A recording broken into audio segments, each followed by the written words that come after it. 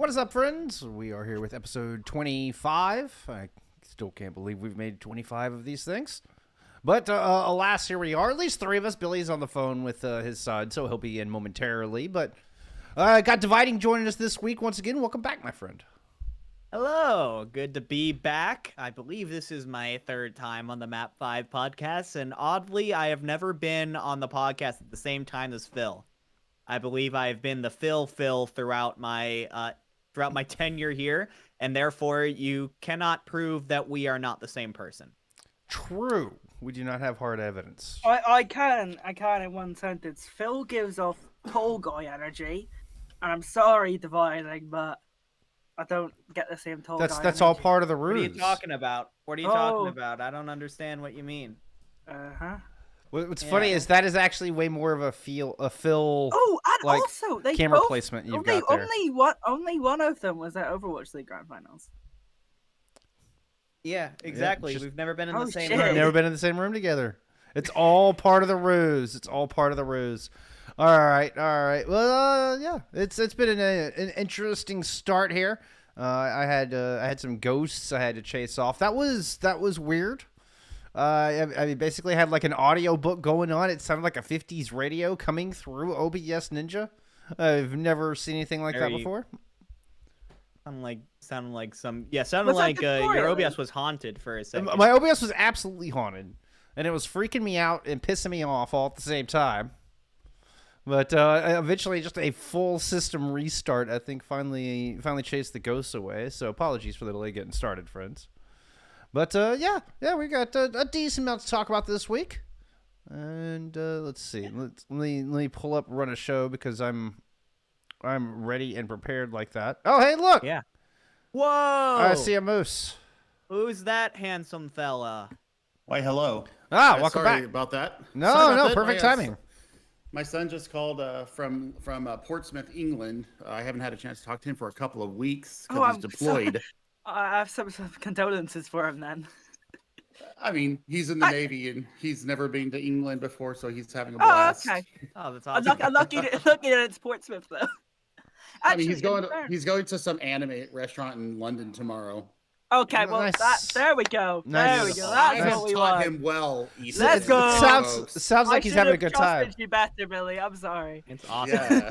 Well, glad to hear he's doing That's well. it. Actually, Portsmouth have a pretty good esports rep in the UK, so there you go. That swings them right in the bite. So I come in. So what are we talking about? We talking about HLXC or? Oh no, we We haven't. haven't gone on this. No, we were talking about on intros, yet. like we just started. We're talking about how I give off short guy energy. according Yeah, to that Ocean. was pretty much the topic. Where That's the pretty much hard how hitting we news that we deliver here at Map 5.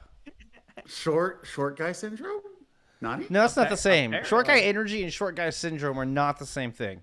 Not the same thing. Okay. Exactly. We're not getting into that right now. Yeah. It's, there's, Big trucks here in America. Think big trucks here in America. That's short guy syndrome. see, I think I'm more of a Napoleon complex. It's very classic. I Short got guy it. syndrome Okay, is akin to Napoleon complex. Not Which the same is thing why at I all. say big I don't trucks. think Dividing has a Napoleon complex, or does he? No, I guess I haven't. I haven't I've confirmed Googled it or now. denied publicly, have I? Dividing will take over the world. What we did Well, tonight, Pinky. At the very least, I'm hoping to take over the Overwatch collegiate scene, and that's where we'll transition into our first actual topic. I'll give you a of 6 the out of 10 on podcast today. Segway. Look at You that know- segue. Listen. Third time on here. Eventually, you start picking a thing up or two, and that, of course, is the fact that the Overwatch Collegiate Homecoming Swiss stages ended last weekend. The final 2 games were played, and we have been left with our top 32 teams that are going to compete over the next. I think that it doesn't start until early December, so they have a couple weeks off to prepare. But these are the 32 teams on the screen right now that are going to be competing for the Overwatch Collegiate Homecoming 2022 Championship in December. And there are a couple of storylines that I want to bring up here. First of all, up at the top of the list, Illinois State, the Redbirds, as expected, the only team that was completely undefeated over the course of the Swiss stage, went 10-0. Went up against some really tough opponents, but were able to pull off the wins against every single one of them. In my opinion, they are the best team in collegiate until someone comes out and proves otherwise. So I don't these think are the that's guys. that's not a hot take. Like they're pretty No, not a hot firmly take. they're pretty Not a hot firmly in take at all. first place. Like it's not even really close right now. You know, previously HU Storm, Maryville, Northwood have all had fighting chances or players where they could. I'm not saying things right. There is no Maryville in the top 32. This is true. This is true. I will get that. I will say so. You are seeing a couple of notable names missing. You don't see Maryville. You also don't see UT Dallas. Now, both. I will say Maryville was in kind of been a weird situation this semester because their esports director has been pretty clear about the fact that they really have been wanting to take the fall semester easy. They don't actually have like a varsity tank player signed to their roster. Yeah, right they don't now, have a tank so player. They also don't have a coach, Yeah. right? I'm not sure if they have a coach. Or I mean, they not. got rid of Joe More of Meister. Joe Meister left. No, that's itchy. Oh, that is Meister HU. is That is Harrisburg, HU. Never mind. yeah. Never mind. I got my wires crossed. Never Yeah. mind. Yeah, so they don't really have a tank player, and they were kind of saying they were going to take it easy this semester, and they kind of put together what looked like a pug team, which was just kind of like whoever was around and wanted to play could have played. I know that Iced was on their roster in game battles. I think I saw Haley on there. So like some of their varsity players, but also maybe some of their club players as well. Even with that, they probably should have been expected to make top 32. Could not do it. There's a little bit less excuse for UT Dallas, in my opinion, because they were not in that situation. They were going in. They thought that they were a top 5 roster, and unfortunately, they lost 4 matches in a row to end the Swiss stage and end up falling out of the top 32. How does that happen? For Maryville. Yeah, I don't know, man. They should be a had top games- 5 roster. They had should. games against St. Clair and Utah that they should have been favored in, and I, by all means, should have won. But Yeah, Particularly no. the Utah game, probably, right? They should. Like- Those should have been relatively easy games for UTD. Especially what they done to, especially what they did to Converse, and then we saw the Abdallah tank matchup in our last cast for Collegiate Jeff with NECC. I mean, they absolutely dismantled Northwood. Well, I mean, I don't know if I'd go that far, but yeah, it was a very close series. It was a 5 mapper. They Yeah, gave Northwood it a was- real run for their money. That's for sure. Yeah. So I mean, man, Who I would. that's what I brought up. I brought up in the discussion. I was like, where's UTD? Where's Louis? Where's Abdallah? Where are they at? And that's a big shock for me. Yeah, no, because Abdallah looks really good. That's a shining freshman coming into collegiate this year. So yeah, that's a huge shock. Because Northwood, I'd put it number 2 overall in collegiate. Mhm. And I mean, UT took them to map 5 and looked strong against them. Didn't look like they were outclassed at all. Like, I mean, it was very, very competitive. So Yeah, we did see. I've learned a little bit more about what happened during those games, but unfortunately, all we know is that they didn't come out on top. yeah. I mean, part of that was that Yamitra had the DC and then the fire in their dorm room. But I mean, Sure, they there were still- situations, yeah. There was a situation, but I mean, TubeSock had to come in and play on New Queen Street. Like my memory is actually really working well right now. But the other Right. thing that I saw after NECC's regular season got done is that Abdallah was actually looking for assistant coach. He was looking for coaching positions and stuff. I saw a tweet come out from Abdallah. Let me see if I can find that from him. Because I should have put it in there and I saw it come out, but Yeah, I that's actually saw him interesting. looking for assistant coach positions. Interesting. So I am actually Abdallah. I gotta find him. Any other surprises? Maybe in the positive Yeah. for you here on this list. Yeah, of I voting?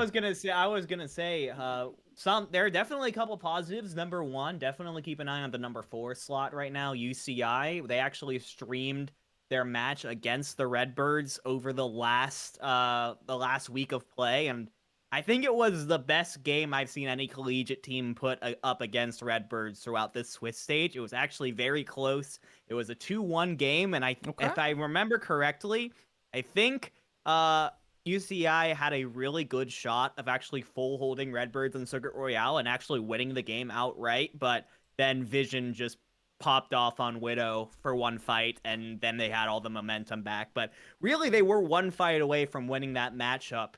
So there's possibly an argument based on that for UCI to be up there in the top 3, maybe even top 2. Maybe that's a little too much on one game.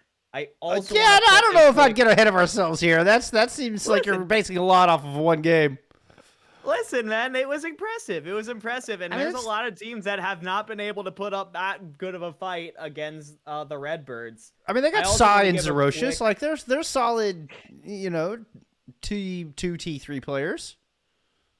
I also want to give a quick shout out to the University of Washington, a team that I really didn't have any eyes on prior to the Swiss stage. They actually end up going 9-1 as well. Comparatively, probably an easier Swiss stage than some of the other teams at that 9-1 level, but still went up against some pretty solid teams, and teams like, I believe they went up against Maryland, they went up against Toronto, both of which ended up making it into that top 32. So there's a lot of solid games that they ended up winning, and end up getting all the way up into 5th place in the seeding. So I'm really excited to see this team has been chirping at me a little bit on Twitter for not putting them in the Okra rankings. So I hope that they can follow it up. That's not like it's your decision. That's from a panel of people that are involved in the collegiate seed. So I think that list is actually pretty accurate on where I would. I think it's fairly good. I think it's pretty good. Yeah. And with a little caveat, I wouldn't put too much weight in the seeding of this because it did vary depending on your opponents, completely. Sure. I mean, like this has Washington at 5th and Fisher at 6th. I would not say that Washington. Yeah, I would not say that Washington are going to consistently be able to beat Fisher, Boise State, Harrisburg, or Northwood. I would not put them above them if I was to make a power ranking. But, I mean, granted, it's a good showing for a Swiss stage, and maybe they prove us wrong. Maybe they prove me wrong going into actual homecoming playoffs. So definitely a team to keep an eye on. I mean, 9-1, that's a fantastic result. Not taking anything away from the squad. But I still wouldn't put too much weight in the order of the teams that we have on screen here. Yeah, absolutely. But, all that matters now is that these 32 teams, they get themselves in the bracket. They give themselves an opportunity. You bet. We've seen many times that all that matters is you get yourself a seat at the playoff table, and we'll see what happens in early December. Of course, we will have 2 rounds of single elimination play to get down to the top 8, and then it'll be double elimination from that point forward. So it's going to be a lot of pressure in those first 2 rounds. Do you know if it's first to 2 or first to 3? I am not sure. I can see if it's listed on the rules. I really wish more of these group stage matches were streamed. Right. I would love to have been a part. I'd love to cast some of these teams. I'd love to just be able to see them in action, and just see some of these teams grow and change. And maybe I'd have a higher opinion of Washington if I'd gotten to watch several of their games and really get a feel for their play style. Kind of the information that we have is based Very on limited. what limited availability. Yeah, and how old is that info as well. So I haven't seen Washington play recently, so that's part of why I don't they don't really ping my radar too much. What would change that? A little notoriety, a little get their name out there, some streams. Yeah. Show some of those matches. I couldn't tell you anyone on their roster. Simple as that. No, same. Yeah. So I do want to give shout outs to teams like UC Irvine, like the Redbirds, I think the Red Hawks as well. Even teams like Akron, who are a little bit further down the list, who have actually put in some effort into putting together productions in-house for their own games. I think that's something really cool that more esports clubs and esports programs in collegiate could really get involved in. Absolutely. Get some players some production experience in front of and behind the camera. I think is really cool. And hopefully we get to see more of that, because I don't think we're going to be seeing much official streams from the group stage, unfortunately. So it's going to be down to the teams to bring that to us. Yeah, I know UTD does it as well. God, that one blows my mind. How did the Comets miss out on us like they're that? They're going to be missed. I was just going through, so I see University of Toronto made it, and I Used to dabble in a little bit of Canadian OPSE Overwatch, and Mhm. they were second in OPSE last year. Like they were no Waterloo here. I don't know if Waterloo played, but that's an interesting thing to note for me, knowing that roster. Well, I think That surprises me. that's probably a good Well, I place to think, move forward. Yeah. Yep. Moving on with our next line item here. L9 Overwatch has rebranded from Fourth Dimension, competing in EU or EMEA Open Division. NKZ, Holy Pig, Love, Sobek, and Reaper had their time in the sun. They actually come out with a third place taking here in the Open Division. So, do they go on to? Yeah, I think 4D already had a contenders? slot. I think so too. Yeah, I I'm fairly was confident trying to- 4D already had a slot. Trying to verify that, but yeah, I mean they definitely took it to the link there. I like their branding video. I think their new logo is very clean. The end, like I said, the hype video for them announcing their roster is pretty damn sick, in my opinion. I love the fact that a lot of these teams are starting to put these brand videos out there, kind of give a little bit more notoriety, give a little bit more fanfare going into the Open Division. You know, an Open Division had the $25,000 prize pool this season as well. So, definitely upping up the ante here, up the production value, up the hype is what I really wanted to zone in on with that. I'm actually not seeing 4D here. Oh wait, is that B-sides? No, wait. Come on, make sure you show me the. Yeah, no, I'm on. Run it back. I don't see him here. Let me see. Why wouldn't they be in Okay, there? okay. Let's go to B sides. If we go to B sides, then we will have a better idea. So They hang on. definitely should. Yeah, I Big mean, if they brand, got so- third place, like they They got should. third place. I They- think they've got to be the TBD team, right? So No, for that's all. B-side- That's all. Yeah. B sides in Europe, 4D did actually not make top 8, so this is actually them qualifying. So they did need it to be like one of the top 4 OD teams, Right. which they were. Yeah, they got third behind Twisted Minds. Yeah, and so Neon and that would have Beautiful. allowed them in anyways. So- So- But if you go to this is interesting because Yeah, Wikipedia has a lot of issues right now. I don't know what these editors are on at the moment. because if we go to Run It Back Europe, they are certainly not on this list. Maybe Yeah, I mean- they're taking somebody else's slot. Like maybe they got a different slot. I don't know. I haven't heard much from EXO, Team Peps, or SMC recently. EXO's still around. They've been hiring like social stuff. There you go. Okay. But I mean, you see Raspberry Racers there and it says that they placed They were third. Strawberry Stranglers. Right. A lot of teams, they had different names. They're the same roster, but different names. Because then they realistically, it costs money to make graphics and get socials posts done, right? So Yeah. you want to have to do all that for OD, but all the contender teams can still compete. So they go under a different name, so you don't have to do all of those posts. Right. Yeah. I mean, we saw a couple of teams do that, but Raspberry Racers were already qualified from B-sides. Yeah, no, it's just an example. So they're there. Interesting. So yeah, Fourth Dimension most definitely should be in. Yeah, they are. But anyway, we can talk about all that later. We're getting ahead of ourselves. Let's move forward through the news as we've got to the Calling All Heroes challenge number 2 coming up this weekend. Challengers Cup Qualifier 2 would be the right vernacular there. That one is going to start on Friday, and this is just awesome. It's an awesome event. I'm excited to see it back again. There was a cool interview done by User Intel that got posted on the Altiora Twitter, so I highly recommend go drop Altiora a follow. They do a lot of good stuff for marginalized genders in the Overwatch community, and it fielded a number of teams at the last Calling All Heroes. But drop them a follow and go check out this interview. There's a full link YouTube like high res interview down there in the links below or in the comments below rather. Yep. But this is Moving good. on This then. is important. Yeah. This is very important for those of us that are in the marginalized community. I really loved the production that they had going on with it last time. We had a beautiful conversation with Bailey, aka Pizza Penguin. That is one of my favorite top 10 interviews that I've ever been a part of and been part of that conversation. I really, really adore Bailey, the world and back. And yeah, I can't wait to see. It's continuing on. The caster camp actually happened this past weekend while we were doing open division as well. They had their first 2 days of caster camp, and so I'm very interested to know how that went, because they said 15 or 500 Yeah. plus had signed up for it, and Wow. I mean there was Overwatch League casters and talent spearheading that. I know that Zoe was in there. Yeah. So Schwint was in there, and I know that Matt X was in. Mr. Matt was in there.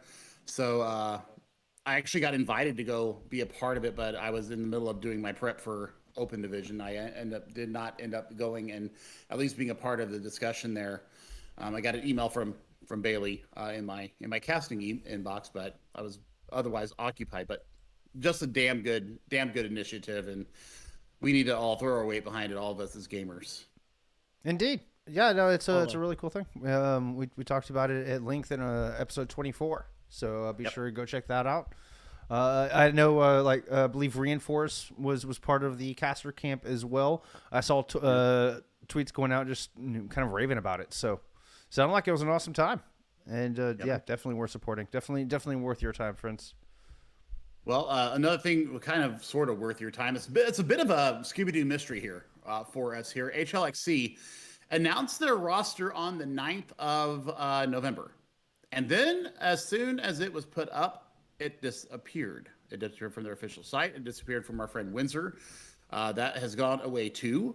So, I mean, what has happened? We do know that they had signed the number 1 Apex player in Season 12 in FlowSoul, also known as Aono. And, I mean, they have Liga, October 2, Kaylee, Salvation, and Cole J. I mean, some ex-Overwatch talent there. So it was there, and then it's not. So we're kind of sitting here scratching our heads as Contenders China is coming up very soon. It starts up right after Thanksgiving here in the States, and we don't know if that team's actually going to be around or not. Well, I'm sure the team themselves will be around. I mean, they handedly won B-Sides, which Flagship Recreators basically went undefeated through A-Sides, and then HLXC kind of slapped them around when we got to B-Sides. And there's no change in the roster other than adding that Apex player, which in of itself is just weird. It's the first time I've ever seen a pro Apex player come to fairly, I don't know, a very well-performing Overwatch team. You know, I mean, when you have ex-Overwatch League talent, it's the list that Liga leading the charge, for Christ's sakes. Maybe the best tank to ever come out of China. But that makes you wonder how good that player is then. No, it's a DPS player. It's interesting. I mean, I hope it worked out. Like you said, a bit of a Scooby-Doo mystery that it was up and then very quickly removed. It was like that's just weird. That's just weird. We went to show you all the roster today and it was gone, and I was like, okay, that's just as weird as assigning the Apex players. The fact that you took the tweet down immediately following, but there you go. We'll find out soon enough on November 25th when Contenders China starts. So, be around. Surely they'll be around in some form, I'd imagine. I hope so. Yeah. Dun, dun, dun. But something that we are sure is happening is the Saudi E-League's 2022 Season 2 Open Qualifier. Oh, my Video Ninja crashed. RIP. Let me redo that. I've been. Oh no, and Oceans. Oh gosh. Oh no. We've been snapped. Okay, I should be back. We did half of our podcast just got snapped. Okay, I should be sharing again. I think. There I am. Okay. Awesome. Hey. Okay. Saudi E-Leagues. It is back for its 2022 Season 2. Obviously one of the more lucrative events in Tier 2 Overwatch. I believe it is a $100,000 overall prize pool, so that does draw a lot of high-profile teams, and they also have a pretty solid production backing it up. You see, of course, O1 Esports and Twisted Minds, two mainstays now in the EU contenders scene. They performed, both of them, pretty well in the Open Division last weekend, and they're sticking around for this one. So the way that this works, interestingly, is it seems like they have 24 total teams that they've split into 2 groups of 12. Then they're going to do a round robin with each other in those groups. The top team in each of these groups goes immediately to the main event, and then places 2 through 4 go to a closed qualifier, where the top 4 then also move on to the main event for a total of 6 teams in the main event. So it's a really interesting format. I'm not sure if we've seen this particular format be used before. I'm excited to see how it turns out. And as I mentioned, both O1 Esports and Twisted Minds are here, both of them in the same group, both of them in Group A. So you're not going to be seeing either of them in the same. Why did I lose my camera again? What is happening? It doesn't like you. I am just I'm just like sitting here talking about the Saudi E-Leagues, and I look over and I'm gone. Oh, now there's 2 of you. Okay, I'm good. Yeah. Sorry. Whew. I have to manually mute myself every time. Okay. Echo. Hopefully it cooperates. But yeah, so O1 Esports and Twisted Minds both in the same group. So only one of them can qualify to the main event from this open qualifier. The other one will have to fight through the closed qualifier. Very interested to see how that works out. Also notable are the Nobles there on the top right. You see a lot of very familiar faces there, including Shockwave, of course, remaking an appearance here. You've got Slay, Of course. you've got I ASA. totally expected to see Shockwave competing in Saudi Yeah, E-Leagues. I Of know. course.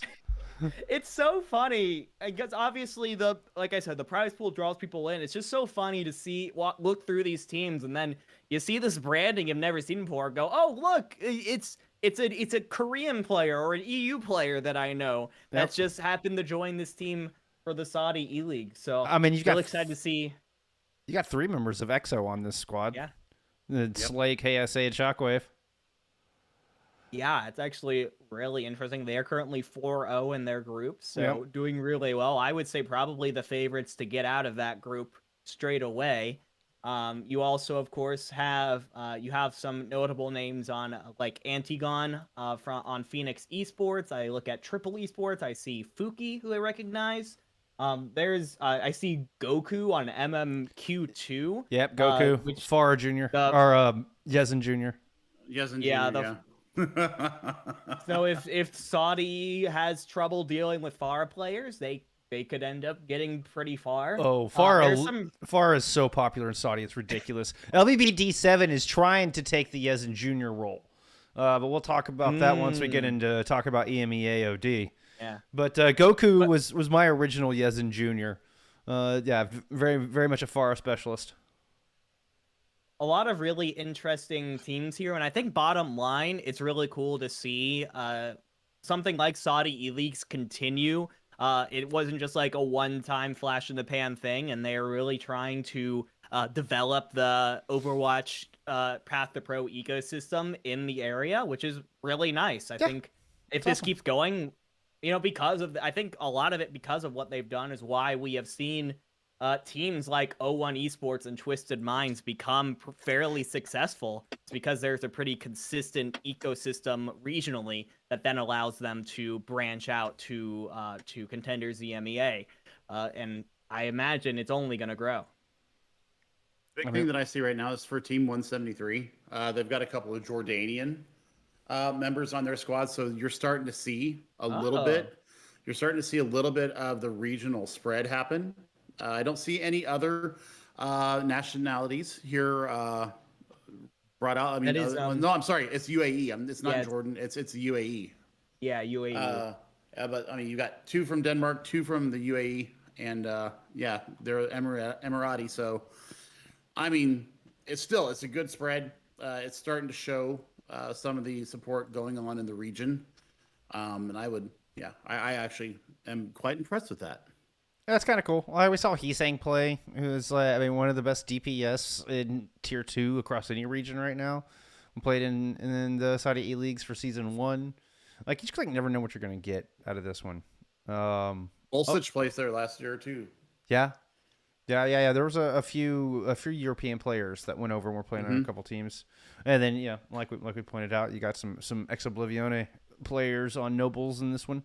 O1 took the last tournament and with nearly like $50,000 in prize money for first place. It's ridiculous. But They yeah, have this already 2-0 Twisted Minds in the group stage, so that's a really good sign for them. yeah. I mean, O1s they've got to be the favorites of this thing. They got knocked out earlier than I expected out of OD, but again, we're getting ahead of ourselves. I mean that it's- Nobles roster. I would argue that Nobles roster is also potentially Oh the yeah, favorite. for sure. This Nobles roster is super strong. Okay. This started yesterday. The open qualifier started yesterday. Closed qualifiers start next week, if memory serves me right. Yes, the 21st and the 22nd. So as I pull up my handy dandy calendar, that looks to be next Monday and Tuesday will be the closed qualifiers, and then the main event, I believe, is the week following. So that'll be on December 1st. So actually a little bit. It would be the next week, but at the end of the week, not at the beginning of the week. So there you go. Well, we'll keep you updated as we know more. It's looking like both, if Liquipedia is to be trusted here, it's looking like both the closed qualifier and the main event will be offline LAN events. So that'll be really fun. Oh, it does say type offline. Good catch. That is sick. Okay. Maybe we've had some other awesome offline action here in recent memory, but we'll get to that. All right, moving on. This is a quick one. Basically, Time Resume disbanded. That's Sad. the tweet. So, Yeah. competed in Contenders China in B-sides. Was a fairly promising squad. And so, I mean, sad to see him kind of fall apart. I didn't really hear any reason why. Ocean, did you catch wind of any reason? Ran out of behind this? money. Oh, okay. There you go. It was just straight financial. Yeah. Yep. I mean, look, like you want to look at like the ex players they've had, Coldest, Mika, Salvation. I could keep going, right? Like, Yeah. 2021, like Pressure, another one that excites me. Yeah. They've been around the block for a while, and it's upsetting. It's and you know what? Probably went out at just the wrong time as well, because we've got some big like Overwatch moves to talk about shortly. Like big Overwatch moves to talk about shortly. Truth. All right. Well, there you go. I told you that would be a quick one. Moving on. Let's see. Speaking of big things, I think you're up. Nathan, you got the double header. It's my turn. Hello. We put my two favorite things to talk about together. That being Korean Overwatch and APAC Overwatch. So yeah, I don't really have much else going on in my life. So let's talk about some Korean Contenders, which started last Monday. And if you have watched Korean Contenders, which you should be watching Korean Contenders, if you're not, you're a fraud, and you should probably be locked up. Or you have a day Okay, I'm job. done. No, I'll go back and watch it. Fair. No, seriously, this is where the majority of the next, well, let's not say the next Proper. I think there's not going to be a player like Proper ever again. Will be the next talents coming to the Overwatch. Like the majority of them will come here, and it's on the live stage. It's on LAN, guys. We've got a regular season of Contenders on LAN. That is so cool. Fans have been interacting with players as well, which is super, super cool. Like, if you go on Twitter and look at any of the players' Twitters, you'll see them getting gifts from fans. It's all sweet, and we have needed this sort of thing for so long. And also, the games have been good, but also interesting. We're seeing, like, Roadhog. We're seeing a lot of different tank heroes. It's really interesting. The rotation of the tanks has been fascinating, and everybody's kind of starting to copy a little bit. We saw it mimicked in Open Division for both NA and EMEA a little bit, but it definitely seems like Korea was on the front runner of that, because OPR is That's playing surprising results, guys. Like, so I was hearing like some scrimmage. I've been told, right, who was popping off in the scrimmage beforehand, and you could also look back at the qualifier results to see that Teammate won 5 in Zaprisa. They were to put it into nearer terms. They were fucking shit up, right? That's what they were doing. And then SPG go and lose 3-1 to SLT. Like, What's going on there? That's how tight Contenders Korea is right now. Yeah, it's been fun to watch. Let's see. I've got some footage here from the LAN. Let's see if it'll play without breaking. It's so cool that it's on LAN. Yeah. It's such and awesome experience for everyone involved too. Yeah, I mean, look, esports culture in Korea is insanely cool, right? I would love to be at a LAN event in Korea. I think it would be super awesome. And you know what? It's a really big opportunity for these players. We're not going to talk about any in particular individuals who might be moving up or anything, because when Korean Contenders is over, we'll do that. We'll talk about some like highlight players and stuff. But it's just to let you know what's going on. You should be watching it, and it's on the LAN stage. That's super cool, right? Yeah, I mean, it is a full-on stage with an audience and people with signs, and like it's not like in a small room, like on crappy desks, or like you can see it on the screen right now. Like it is a full-on LAN event. And we've seen this in Korea more than any other Contenders region, but usually that was reserved for like grand finals or final couple days of playoffs. To have it during regular season and run through the regular season is really, really quite special. Yeah, very, very cool. It's seriously giving me like League of Legends, like from LOL Park, that we see League of Legends, where we see Atlas and Chronicler and Valdez and Wolf cast from on the English broadcast for League of Legends. We get to see it now here in Overwatch, and maybe it's the start of esports coming back completely, in at least at this level. I would love to see it, be in person a lot more. I don't know how it's going to transfer here across the pond. I always think it's so difficult because your country's so big. Well, it's so big. I'm aware of this. Why? I'm aware of this. It's not necessary. Why? Well, okay, we're not getting into like geopolitical stuff now. I'm not asking. I'm not genuinely asking why. I'm just saying if your country's a bit smaller, maybe we could do a LAN. I just think that they should split the Contenders region. They used to do it back in the day, East and West. They did it for 1 year, and they disbanded. They quickly rolled back that idea, and I think for good reason. Look. I'm just thinking about for the purpose of for the purpose of LANs, I'm with Billy. For the purpose of competition, fuck that idea. Yeah. No, what we need is a gauntlet. What we need is a proper LAN gauntlet. Oh yeah, that's what we need. Like we would all be satisfied here in the West as we look on into Korean Contenders. Salivating. Actually, would satiate is just a nice gauntlet on LAN. Even if they did what they did in 2020 and it was a regionalized gauntlet. Like I can be greedy and ask for a worldwide gauntlet like it should be, but at very least let like NA and EU compete and do it in a LAN setting. So make it an option. I don't know if teams will be able to make it or not, but I think it's easier now for teams to make it because, for example, OD having a larger prize pool, players are going to earn a little bit more money. They can save that up. If there is a LAN event, they can go to it. Simple as that, right? And they could be like sponsorship once because and then also like think about it in this sense. Some of these players like 15, right, and they got to explain to their parents, yo, I gotta go to Contenders Gauntlet. They're gonna be like, what the fuck is a gauntlet? You're gonna like go to war or something. They're gonna be like, what are you fighting? I'm like, well, no, I've won this amount of money. Can I spend it to go and compete on a world stage? Right? Ocean, what do you think a gauntlet is? As I just kicked my camera. It's a wee fight. That's what it is now. That's a gauntlet. Like it is the new definition. This is just jabbing at the screen. All right. Yeah. Right. I mean, it's just how I play Overwatch. I just punch the screen. Oh my goodness. 1v1 me Doomfist IRL. Is that you just face planting into a wall? I picture you like just full sprint into a wall or something, and I know that's how I play Doomfist. So that's I don't play the damn hero. Gas hero.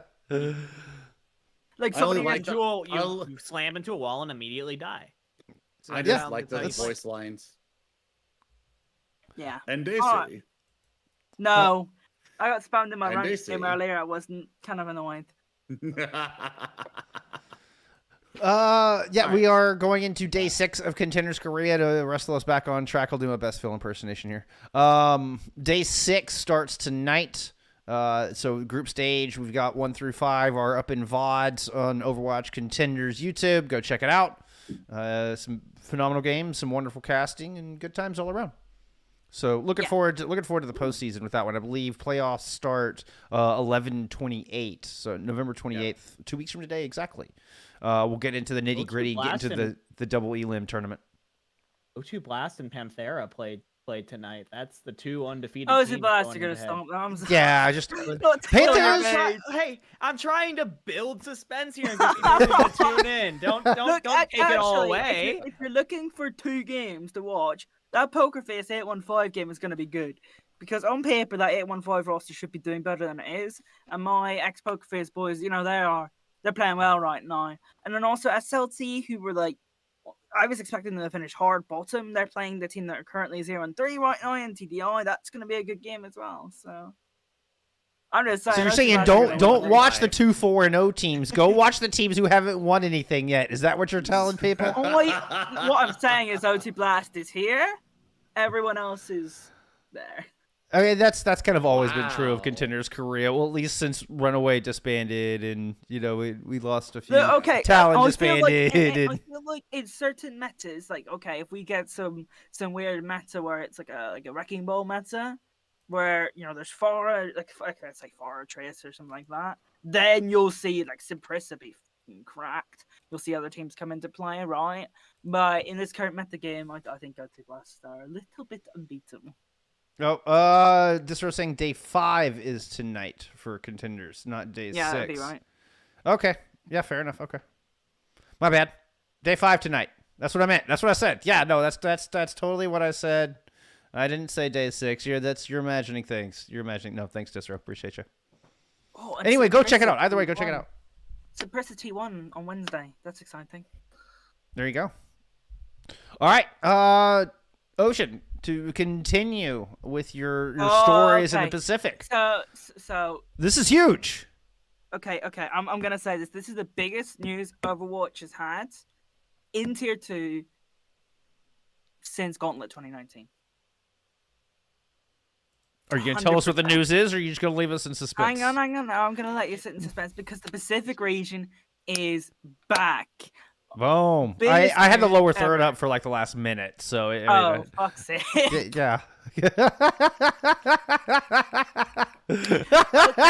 But we have to talk about why this is such a big deal.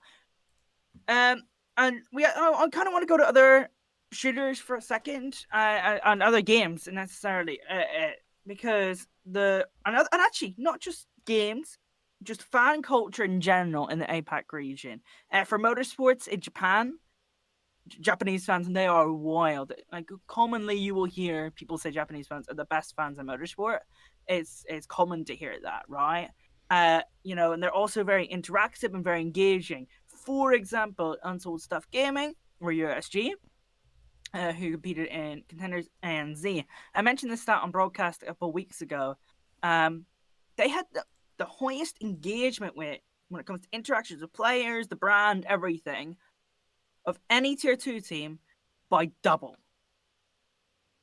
Like, by double. impressive. The next closest was T1. Yeah. Right?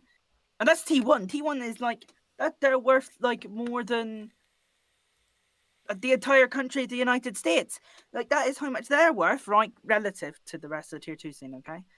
This is an exaggeration, but No, so they that's probably how are big it worth is. more than like the Boston Uprising, or like I bet you that they have more value than 1 or 2 Overwatch League teams. Valiant, I'd say T1 is probably worth more than the Valiant.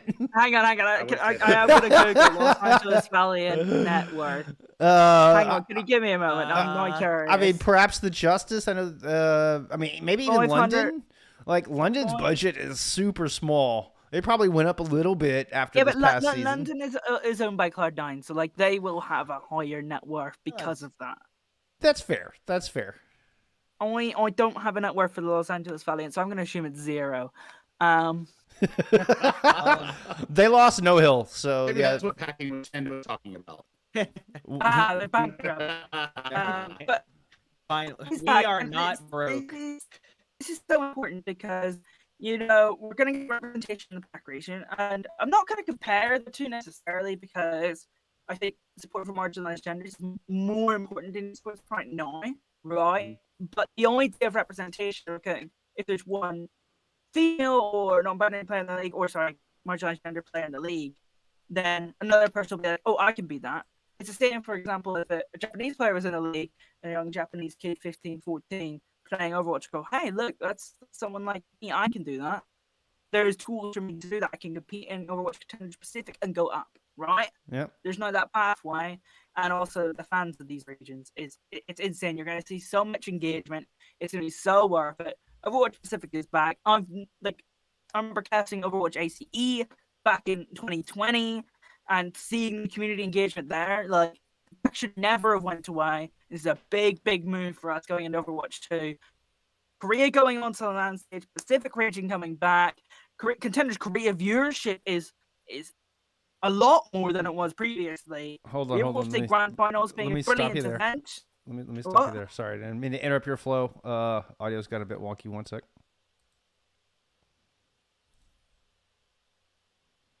Can I go again?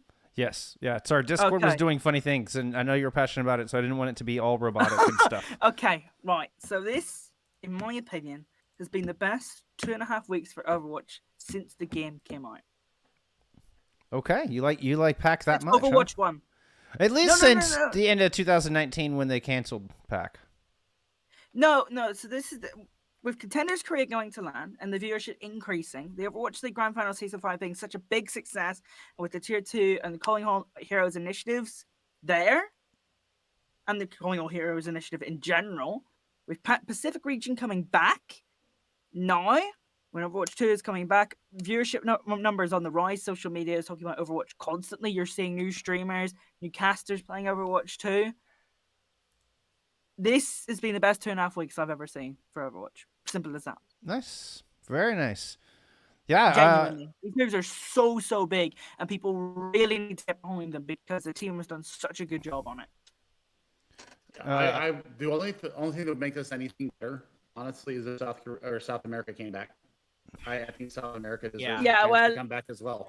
One step at a time. I mean, if they don't Yeah, just exactly. the only thing to make it better. I want to make that clear. Like, the Pacific region, I think needed to be back before South America. Yeah, no, Personally, I agree with you though. but I think South America does, because they've been asking for it. I mean, I've seen representatives from the Brazilian Overwatch community. I've seen it from the Argentinian. I've seen it from the Chilean, Peruvian, so Colombian. I mean, To bring that into account, actually, as well, I'm gonna bounce off your point. Is Loud, Valorant team, Loud Brazilian team, just got nominated for Esports Team of the Year for the Game Awards and for Esports Awards. Yep. Massive fan drive. I mean, Brazilian teams and shooters everywhere, right? And not even just Brazil, I say as well, but in particular Brazil, right?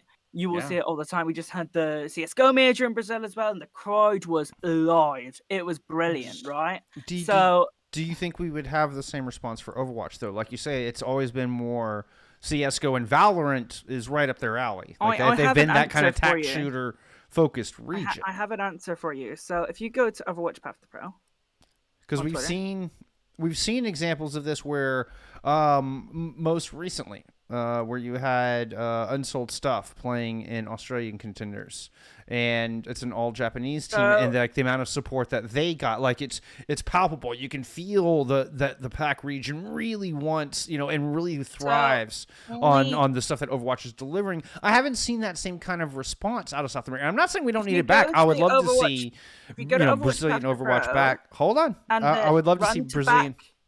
Run it back tweet and go to the comments. You will get the support for this region. 100%. 100%. Go to the comments on the Run It Back tweet. Holy shit. Hell yeah. That's what I'm talking about. Like, I'm not going to pull it up right now, but very nicely. The first comment is, "Wow, you guys suck." Then it's, "What about South America? What about South America? What about South America? What about South America? What about South America?" Yeah, I get the picture. Where I is get the South picture. America? Yeah. Like, it's ridiculous. They will get the support, and then it's, "What about South America?" again. Okay. Holy shit. Okay. Yeah. It's mental. We would get the support in South America as well. I would like to see it. Well, because South that American was fans. one of the reasons why they dropped it, right? Because it wasn't garnering very much support. but now it's changed into a different game. Overwatch 2 is a This completely is different game Overwatch than 2, Overwatch 1. and it's a new era. That's We Yeah. need these regions Very back, and we true. need the support of Good the fucking fans point. and the communities of these regions. And we're getting it. We've already seen it with USG. We've already seen it. We're seeing it across social medias. We have not scrolled past an Overwatch TikTok in ages. Well, before Overwatch 2 came out, and now it's constantly on my feed, right? Well, and I've never questioned the demand in the PAC region. Like we've seen how that expanded, and we've Right. seen how that created a vacuum. And you mentioned USG, which is why I bring that up. That's never been in question. Yeah. You know, I mean, like we've never seen a Brazilian team try to compete in NA contenders. You know, we've never Because seen. they've never had the support, whereas like Right. PAC had talent, right? You know, and Yeah. that stirred on for a long time. Having an Yeah, no, organization like and we Major saw League Talon does. go perform extremely well in the toughest contenders region in the world. Like So I that to think me, that was just all it another is example of that. Is SA to come back, and one of the big orgs in SA to go, hey, I'm gonna do that, and then there you go. Yeah, no, I'd love to see it. I'd love to see it. But anyway, after that big tirade, I'm gonna steer us back towards PAC. So it's gonna be the Japan Open Test starts this weekend. Starts on Friday. Yep. And PAC is kicking off immediately. Like they're wasting no time. I was surprised at this. Like I was thinking, like maybe they would. Actually, when it comes to PAC is back, did you get the second tweet that I put in? Yeah, We've yeah. already got some like results. Okay. So yeah, no, we're in this- top the- 8 of one of the tournaments. It could be called update. Is it in there? Gotcha. Yeah, no, Yeah, I we see it. we, Yeah, we yeah. showed it. We showed it earlier. Oh, okay, we did. We. Yeah. Oh, okay, my bad. Yeah, yeah. So I was which pointing what out is one of the this? rosters. What is this from? One of- Yeah, yeah. By all means, let's. So, Tell us- one of tell the us about rosters these you'll rosters. see 18, who used to be on Chengdu, in one of them, in the bottom left roster. In the second roster to the right on the top called Bongme, I'm not sure where that comes from. We have seen CQB and Mango Jai before, and like these players have been around previously. There's a lot of players coming back out of retirement, including Mango Jai. Mhm. The roster to the right of that, Blue, we saw in Overwatch ACE. I remember And the Sal roster on the Sal. top left is the favorites. 3X Incendia players, and R3K, I'm Crazy, and Tomo. I think they're all very good players, and it's very exciting. I will say this brings me back to like Overwatch World Cup 2019 or something like that. Watching Team Hong Kong play against Team Korea. I'm almost certain that I was watching Mue on Bongme play Widowmaker against Carpe. And every time Mue would get a kill, the chat would go absolutely wild. It was so that match was so fun to watch because we all knew that Korea was going to win that game, but everyone was pulling so hard for Hong Kong, and they You bet. actually put up a decent enough fight. So it's super cool to see Mue come. I believe has been retired for a little bit, but come out of retirement for this event. Yeah, the sport's here, and it's so important. I genuinely think that these two and a half weeks have been the best 2 weeks, 2.5 weeks for Overwatch ever. And also, to add on to that, it's not really relevant to us in particular, but Overwatch 2 did get nominated for Best Multiplayer Game at the Game Awards today, so it fits in nicely with the best 2.5 weeks. There you go. Also, can we Stonks Can on we the talk rest. about how the Avoided brand has become worldwide? 'Cause we do It is there, have, avoided we time. do we Yeah, do it have is there. Avoided Taiwan. Yes, there is also an avoided OCE It's fantastic. that competed in Australian They contenders. didn't even have to try, and they have one in every region. It's awesome. Yeah. I just hope they should just all be one-trick teams. Like, carry forth the Clockwork Vendetta legacy worldwide. Because, I mean, Avoided's the spiritual successor of that infamous one-trick squad that developed the Tor May strat that actually became popular for a while. Yeah, so you heard that right. Tor May. Mm-hmm. Yeah. Awesome. Any final thoughts? Anything else we should be looking at here? Like I was saying, I know that the Japan Open Test starts this Friday, so all this is going to kick off soon. As I was kind of starting to say earlier, like I expected them to take a little bit more time with this between like announcing PAC and like putting it together. This thing is just hit. Like they're just going to drop this like a bomb. And I mean, we got 4 tournaments coming up. In here, I can get those back on your screen. That was from the original graphic that we put up. But what do we got here? It's the AIS Esports Open from the Thailand community. Overwatch 2 Into the Sea, which it looks to be very international. That's at least 11 different countries represented in that one. That's really talk about flavors of World Cup. We got the Open Tournament in Japan, which is one we were highlighting starting this Friday. And then I recognize this logo. I feel like this is a remake of a previous tournament because I know they had the pack. What was the 2018 2019? It was like a pack championship, or it was a pretty big tournament they used to run for pack teams, and the logo looks almost identical. But this is the TWHKMO. I have no idea what that's an anagram for. Community Challenge. It's Taiwan. It's Taiwan, Hong Kong, and Macau. Of course. It clicked as I looked down at the flags. Like my brain put 1 and 2 together there. That's the only reason why I know it. Because I'm a geography fiend. I love flags. You're a smarter man than I. Any other thoughts on PAC before we move on? Talk about a little OD. I think it's a good place to leave it off. All right, sounds good. Well, then let's move on and talk about some Open Division. We had Open Division conclude over the weekend. As I throw up our lower third. I've actually been somewhat on top of the lower thirds tonight, guys. Y'all would be proud of me. I've only missed one. Proud of you. Yes, I've only missed one. So I'm not going to let that slide right now. By all means, y'all, what are your thoughts on OD Europe? Let's start with the EMEA. I mean, I kind of follow along with what Ocean has thought, where it's kind of been all over the place. It's kind of been a little bit of in shambles. Top teams not so unexpected. We've seen some other teams come through. I expected Skang to really kind of show up big with the talent that they had on their roster, and yeah, they do get the last qualifying spot through. But I mean, you've got Goku and Suna being actually an Overwatch League player then in their own right, and Kanale. I mean, Kanale and FD God and Alex. I expected that team to really, kind of make a run for at least third place, but they underperformed.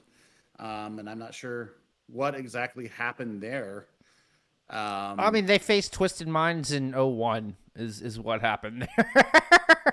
So, but I agree. I mean, like you say, on paper, that is a star-studded roster. Are you kidding? Yeah. We were talking about Angels before we came on, and how very much well they did. You were very impressed with Wex and Ice, and so yeah, I mean, I thought that was a pretty good performance from them as well. But I mean, I didn't expect anybody, Munich Esports really going fifth compared to them taking second place in previous Open Division. So there's been a shift and a shakeup here in the EMEA region where you may not have seen this what we saw in season 1 of Open Division. The teams definitely have done a bit of a do-si-do trying to figure out where they're going to land themselves in there. And, is it, was the money the reason why they're there? And did they not put their all in? Because, I mean, Young and Beautiful and Twisted Minds definitely put all their eggs into that basket and got themselves through. Oh, I didn't mean to pull that up yet. I mean, like that's I think we'll save that topic for the very end. I don't want to. I think we'll go down a rabbit hole once we start talking about the contenders teams playing in Open Division. So we'll save that for the end. But for now, I'm just going to kind of steer us back. Just talk about the teams for the moment, because I think there are some things worth highlighting here. HL's being one of them. I think that this was a big surprise, and they were one round out from making it into Run It Back, which is most unfortunate for them. They make it into the tiebreaker and end up just falling short against Aya and Mind Goblin, who do end up grabbing those last 2 spots because they all finished. I mean, that's another thing with the contenders talk. But this is HL's on the screen playing 0-1 at the moment. And, I mean, you just see a grab eat there. This is For Eyes is or Ice is what it's shown on Wikipedia. It was Ice Gnome in game. 16-year-old kid out of Germany that just popped out of nowhere. I've never seen this player personally, and impressed the hell out of me. 8-2 grabs off of Imo, who is a seasoned vet as far as contenders EMEA, and Ice was dancing all over him.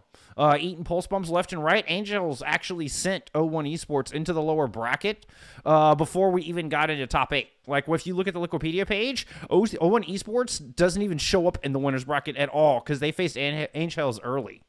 Angels, however hard you want to pronounce that H. I hope that the players end up. It's not just like over for them this season. I hope they find homes elsewhere because you look at that roster. There's a lot of really good players on there that I think could easily find spots elsewhere if necessary. I think on the other hand, though, I do want to give a quick shout out to Mind Goblin, who ended up taking up one of the last spots in the Run It Back tournament. That's a team that has been kind of dancing on the fringes of tier 3 and tier 2 for a little bit of time. Yep. So I'm really happy to see a team like that. It's in an era of Overwatch esports where teams tend to come together for like one season of Open Division and then fall apart as soon as they don't make it. Seeing a team stick together as a branding for multiple seasons and keep grinding at it and finally get their shot at contenders. Really happy to see them get in there. Even if they don't do super well in contenders, I'm really glad that they made it. I'm super happy for Thematic getting through because he streams on a daily basis. Oh, Theo's great. Theo is one of my favorite players in the EMEA scene. Always very cordial, very interactive, especially when I come talk to him. He's always willing to, give me a little bit of insights of how metas are kind of shaking up. I always ask him the really hard questions when he's on stream to make sure that he's not throwing. And I'm enamored with Theo. I think Theo is one of the more genuine players in EU. And didn't they win? Was it the Insomnia? Ethan, is that what it was called? Insomnia is the LAN. Did Theo win the LAN is the question. Right, let's go back. Did Mind Goblin win that one on LAN? I don't think so. I think I think they got second to African Typhoon. Okay. Okay. That was Jay in Caru's... April. There was another one as well because Insomnia 69 happened and that was funny. Yes. That's what I'm basing this off of. But I mean, Theo, while he's looking, they were third in Insomnia 69. Okay. And second in the previous one. So Theo gets his chance now to prove his wares. He was all over Twitter before Overwatch 2 came out saying, I'm going to grind my ass off and get myself into contenders. And now he gets his chance. So this is like anime redemption arc for Theo, and I could not be more proud of him. Yeah, he's been working his ass off for a couple of years to try to kind of break that mold, break through. So yeah, definitely happy for the hardworking gamer.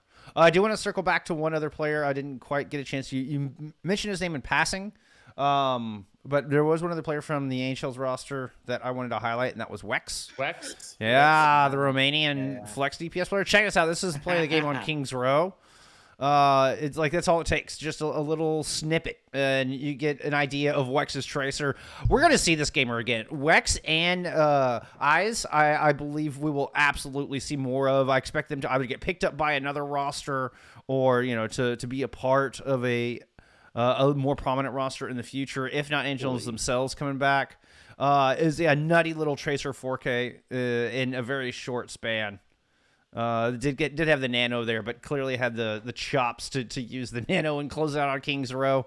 That combined with that grav eat from Eyes. I mean, the Angels taken down 0-1, kicked him down to the lower bracket. I think it's one of the biggest surprises and upsets of the entire thing. Yep.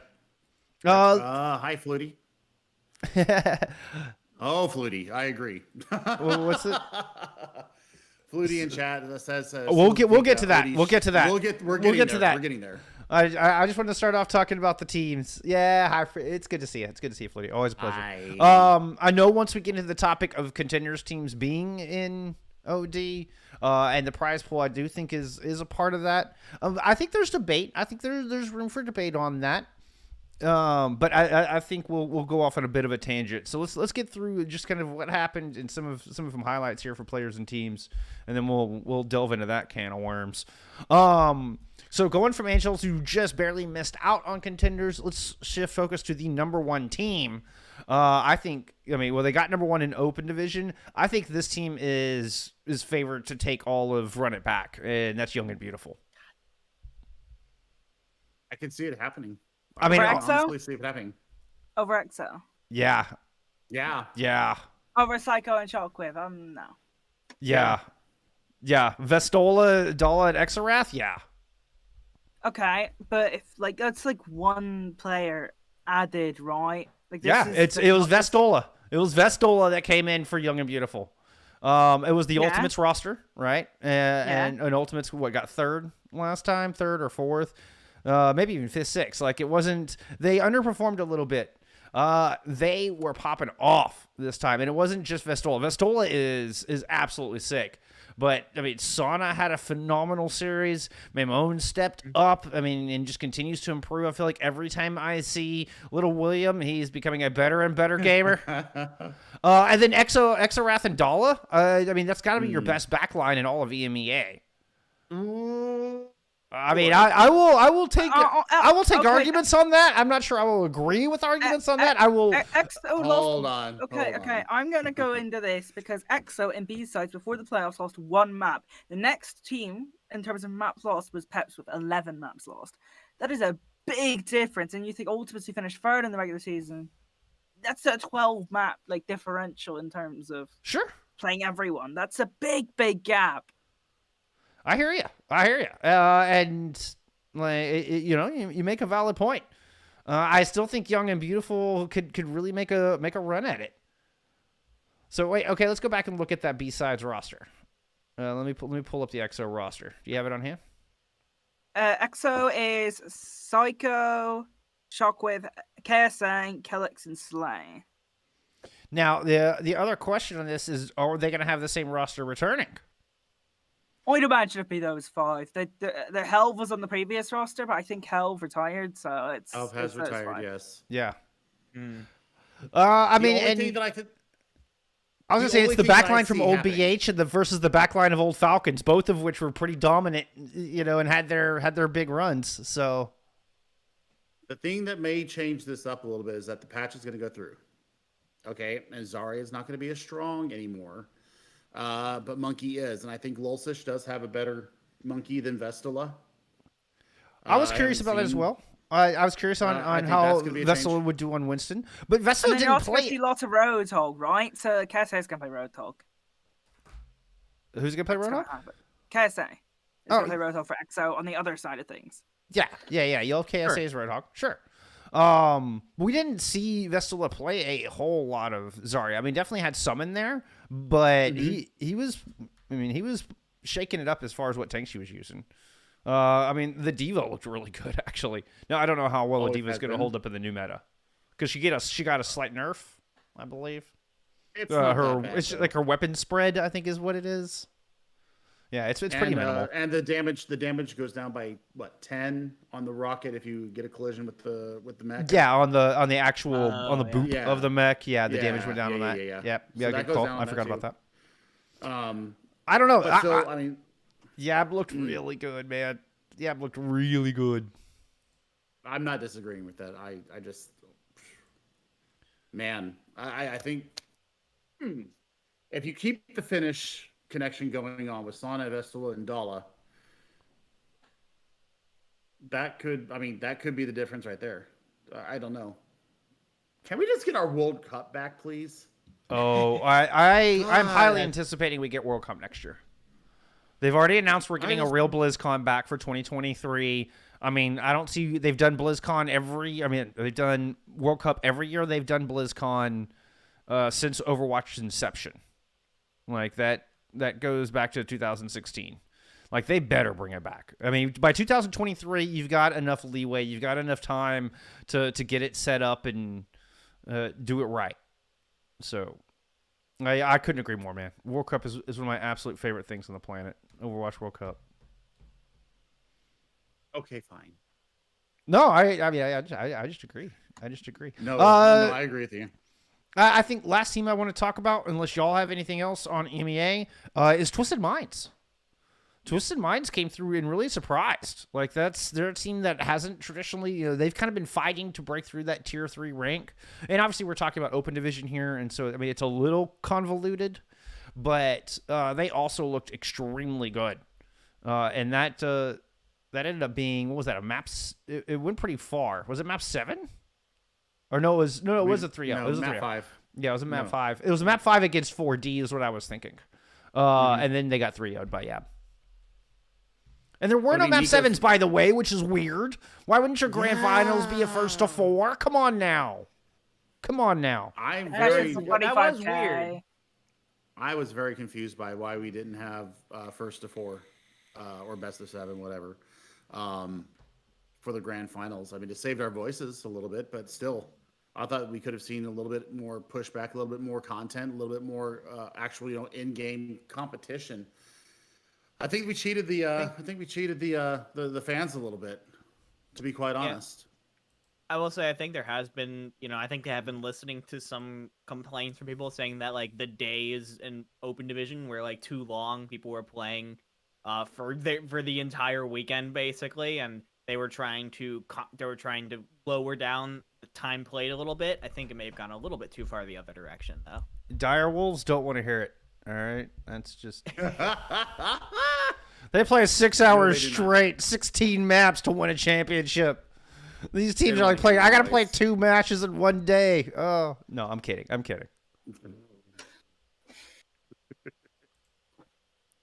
Yeah, so any final thoughts on EMEA? Otherwise, we're moving on across the pond. Let's go back home. Let's go back home for us. Oh, no, that's a point I'll save for the end. Okay. Yep, bringing it back over to the West. Oh, I had other footage I was going to play. Oh, well. It was just Young and Beautiful kicking ass. It would have just reinforced my point that I think Young and Beautiful could definitely take number 1 and run it back. I'm just saying. Yeah, let's bring it over to North America. Hang on. Oh, boy, I'm going Exo. Like, these are predictions that are now locked in. You can never change them ever again. Okay? Okay, we're Well, recording, I'm not so making a we're at pred. it. That's Yeah, not... it is now. Unlucky, mate. Okay. Wow. Weird flex. That was a flex, really. You turned me trying to hype up Yab into locking me into a pred? I was Yeah, just so saying then they I could can- make a go with it. I was thinking they could, I'm they not, could no, be I'm the not. number It's 1 just so when seed. Exo beat Yab, I can then ego you and be like, yo, unlucky, mate. He's gonna ego you. Oh, yeah? I got Oh, yeah? Huh? We Ego, got it here. ego that. Ego. Ego that. Whoa. I can't see you right now, so We can't see what you're saying because we don't have a view of your screen. Yeah, no, other can I than turn if his I'm camera looking off? at that. Oh, well, I'm Wait, what? server mute. My sneaky ocean. All right, let's get into it. Let's get into North America then. Let's. Boom. Lower third. Change. Look at Are we me. gonna I'm talk- on are we top gonna of my talk shit. about the Look at the that. teams that made it first, or we're gonna talk about the teams that popped off like top 3, or what do we want to do first? I mean, you can start wherever you want, Ocean. I'll give you free reign on where you want to begin. You got. What do you want Well, to I talk want about? to talk about boobies, so let's talk about boobies. Oh, Lord. Wow. The team. It's a joke.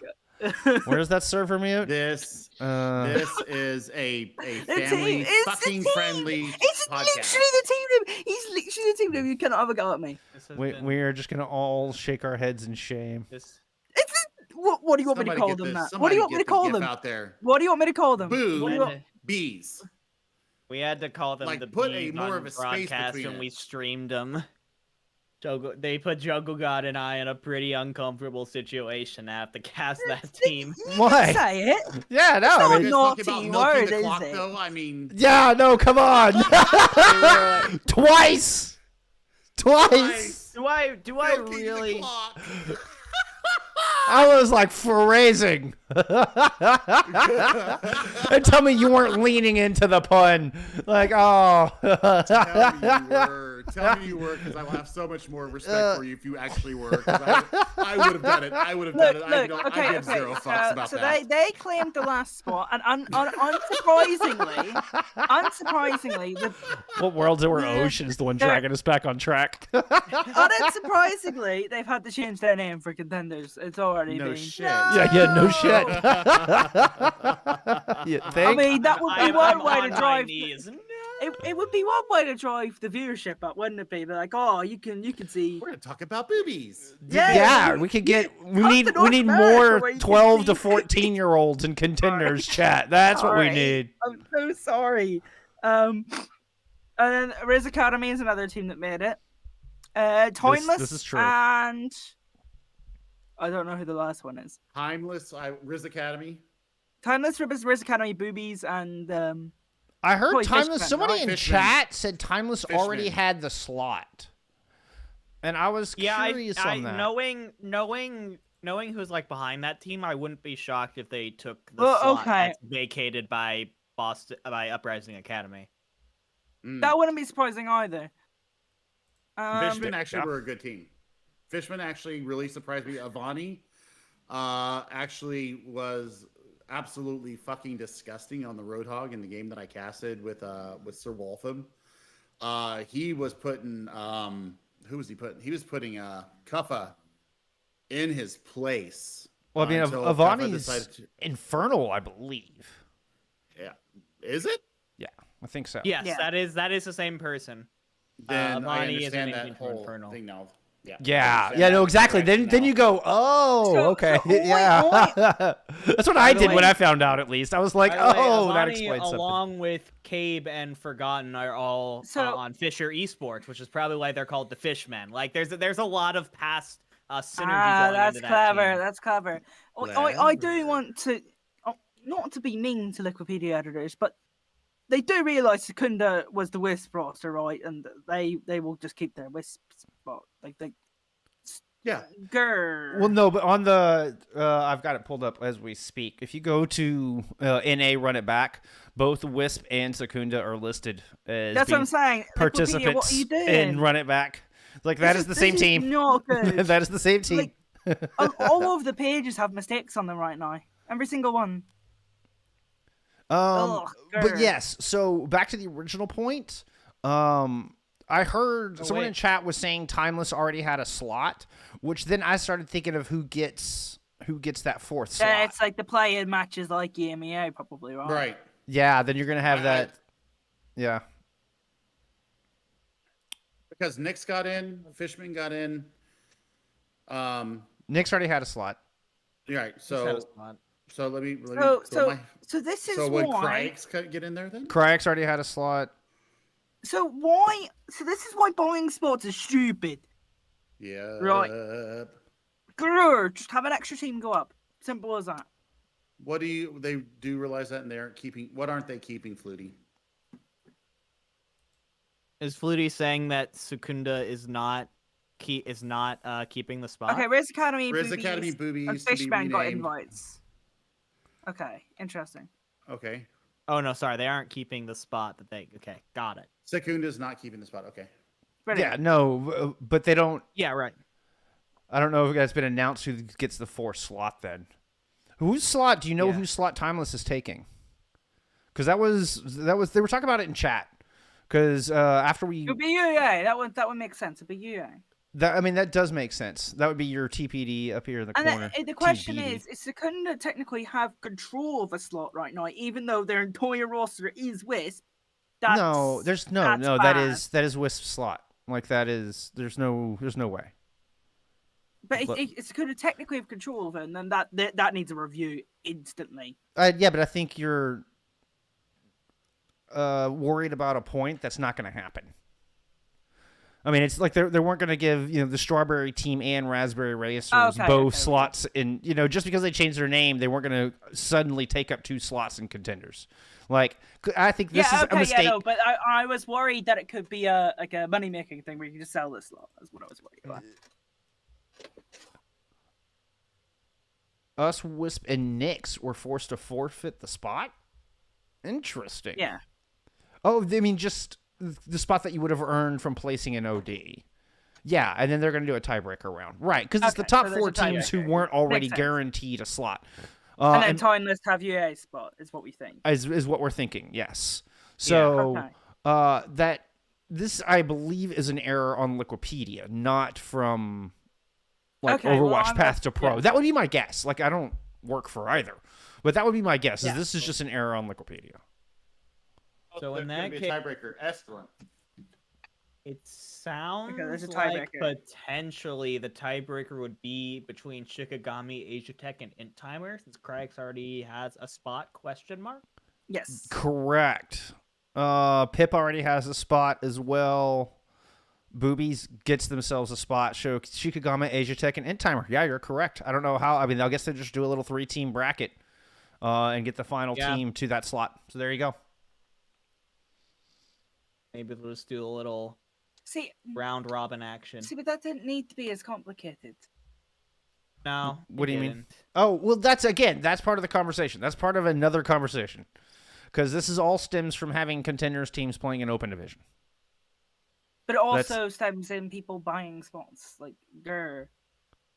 Just be good enough. I mean, they were good enough to qualify anyway, so buying a spot was pointless. You guys, what, like slightly not better sh- seeding? What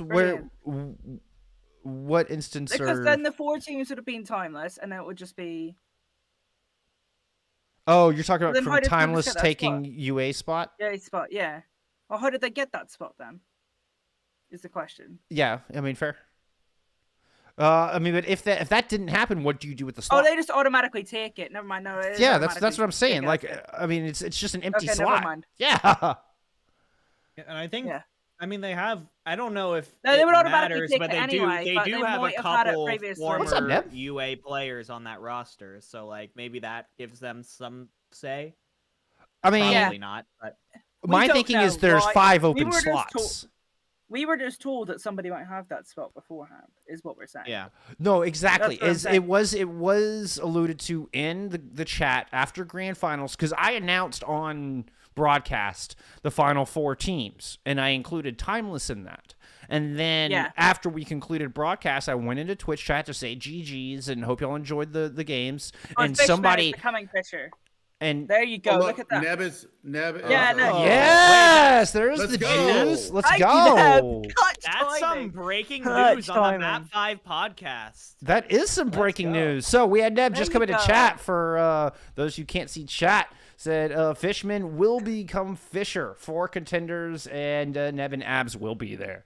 So Oh, there you go. See? That's- there you go. that's good The shit right second there. collegiate Let's team go. This contender season is actually huge. Yeah, let's I go. love to see Neb it. was one of my Yeah. Neb was one of my favorite players. That makes also, me happy. That makes me happy. From the weekend. So So I pose. So I Yeah, was we're big saying, fans, Neb, we're yeah, big in this fans. Situation, big it- fans. It didn't matter. So Timeless got the spot anyways, and we would still have this fair play scenario. But Yes, and Like- what I was, I think before that all popped up, the word in chat was that they already had the slot, not that there Yeah. was, you know what I mean, like that there was a pre-existing thing that Timeless were going to get a slot basically no matter what. So Yeah. Okay. we don't know the logistics behind that, whether it was sold or whether it was some other sideways deal. I mean, my assumption would just be there'd be 5 slots open instead of 4. I prefer that all the time. Jesus. Look, I think like buying slots has only caused a lot of damage in the 2 Western. That is something regions. we can all agree on. Buying slots sucks ass. Yeah. As in, Yeah. what I'm Yeah. saying is that did happen. Preaching to It the didn't choir have here. any negative effect here, but in previous situations it has, and I was scared when I heard the possibility of someone getting a slot. I with saw money, your that heart rate scares jump me. a bit. Yeah, I was like, oh no, oh no. Oh, It's true though. it's It's so bad for us. It's true. We all hate it. We all And, No, and you know what? it's- There's no need it's for it bad for anymore, the right? seed. It's The bad for the previous seed. thing was, you're not making much money from contenders, and indeed the prize pools have went up. No need for it anymore. If I see No it this need to season, anymore. if I ever see it again, coming for you. I will carry you into battle, Ethan. You can ride on my shoulders and stab people from high. You're gonna carry him into Gauntlet. It's y'all will go have a gauntlet. I will be his noble steed. I will be the moose. I will Wow. be the moose. Wow. All right. So I mean, Redbird got first. Congratulations, Flutie. No big surprise there. I mean, Redbird looking unstoppable right now. I think. I mean, they got second place last time. Their biggest competition is going to be Odyssey. Odyssey is kind of the like they were watching from afar with their arms crossed from on top of the mountain, like awaiting the results. Like I felt like Odyssey's like that kind of opponent. So I'm anxious to see Redbird and Odyssey play again. I feel like that's a rivalry in the making. Who else surprised y'all from this Nyx. from this I was very playoffs? impressed with Nyx. Yeah, Nyx. yeah, Rocket, So- or not? Sorry, I was thinking Wisp, but no, Nyx played I really thought- well too. I was impressed. I was really impressed. What I will say is, from a team that a different roster every week to a team that has had a very solidified roster and a solidified idea for the past 3-4 months. Even though, unfortunately, I think they've been forced into staffing changes at some points. They are on the up, and it shows. When you make good and positive changes, you can do anything, and that was a really good performance from them. Well done, them. Yeah, and that was. Go ahead. I was really impressed with Timeless. Honestly, Arrow, kind of outshined Arrow's Doom. so fucking good. Arrow was. He's You thought you thought nutty. Nos was nutty, right? And I mean Nos was absolutely killing Nos it. And you popped think off. that Vision is great. I still think Arrow's a better Sojourn than both of them, and I will stake my reputation. I'm with you on that. I can't Let's go. argue that. I think that's valid. I think that's a very reasonable take. And Vision and Nos both had wonderful. Whoa, excuse me. Both had wonderful Can you- performances, but Arrow has remember the consistently been a Yeah. tour de force. But Yeah. I still have to give play of the tournament to Vision for the over the bubble, sliding, jump into the air How did he over hit that the bubble headshot. That's got to be one of my top 3 plays ever seen. It was so good. It was so good. Crazy. It I was I so have good. never. I don't think I've ever heard your voice hit that octave. Mine. Yeah. One other team that I want to give shout outs to. The team I talked about at the start. Their new team, the Hive. I think they went to the Hive 5. I think that's what they've called themselves. They're no longer the name that you guys don't want me to say. Didn't expect What? them to be the top 4. Boobies. Oh, we did say we didn't want you to say the name. Oh well, but the Boobies they did well. They did well. really I mean, it's a did. good roster, and they make I mean- attendees. It's managed by Eli. They got a Shonex. I like these people, so Yeah, I was gonna say I like Astronex a lot. I mean, he comes from console. Next comes with he He comes from CGL. Like we cast him back when he's playing on console. I mean, kind of the same soft spot that we have with Doom Godoa, who was And, down there playing on that Doomed Arrow Timeless. DPS. jail, I Doomed think, Arrow right? DPS is nutty. Oh, yeah, that's Scary. scary shit, man. Oh, real Um, quick. But I like Tiebreaker's Astro going to be a on the lot. 17th. Yeah. Ooh, For, okay. For NA. So tiebreaker You know- Thursday. Flutie, do you know if they're going to have any streams up for that? Probably not, because you On- didn't. On that note, I do want to give my quick team shout out is going to be on Asia Tech, a team that really has been like, I believe a project that Akash has probably been heading, and a bunch of players that have been around for a little bit, but I personally didn't recognize a lot of their players going into their game against Pirates in Pajamas last weekend, and they ended up playing them really close, took a map off of a former Contenders team, and do have a chance later this week to get that last spot in Contenders. So It's I'm no pulling former. for them. I think. That Lord, was it's a Indies, contenders man. team. Like that's Yeah. part of the thing here. Like that's Pip Large is not a Indian man. formal contenders team. They are a contenders team. And no, it's so good to see Akasha playing again. Yeah, large Indian man. Yeah, large Only, Indian man. I know Reverse and Squid. I mean, that's not a bad back See, line. and I recognize Akasha and Noxious. That's the two that So, You know Only- what? pop out to me. Adori really had their moments against Haven, which really impressed me. Adori. yeah, I don't well- think I caught that one. My Doria? I don't know if that's Noxious's alt account or if that's just Oh, a mistake okay. or if that's Yeah, just a mistake on Wikipedia's part. I'm not sure. It wouldn't be the first mistake on Wikipedia we've noticed today. Yeah, but No. Adori was the account playing during So the it's streamed so- game. Oh So it's yeah, they probably just between- used an alt in game because they were on it's live servers. They between weren't on OPR. Int Timer, Asia Tech, and Shikigami. Who is on Int Timer? Shikigami Okay. is. I Oh, so I Int want them Timer to is do like so the well. old like Solstice people, right? Okay, cool. Yeah. Okay. Interesting.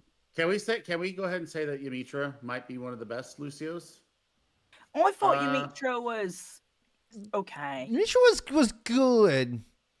I thought it mean, was okay. yeah. I thought Fish Cake was very good. I thought Fish Cake was very good. I thought Liar absolutely popped the fuck off. I thought that Renko was actually the best. Rinko was the Oh, best God. Kiriko in the tournament, as far as I'm I- concerned. You thought- no, no. hold on. I'm not hold with on, that hold on, at all. Hold on. I think that Cal for the culture, he might have been the best one. I don't know about I that. don't think either of those. I think Fix was the best Kiriko.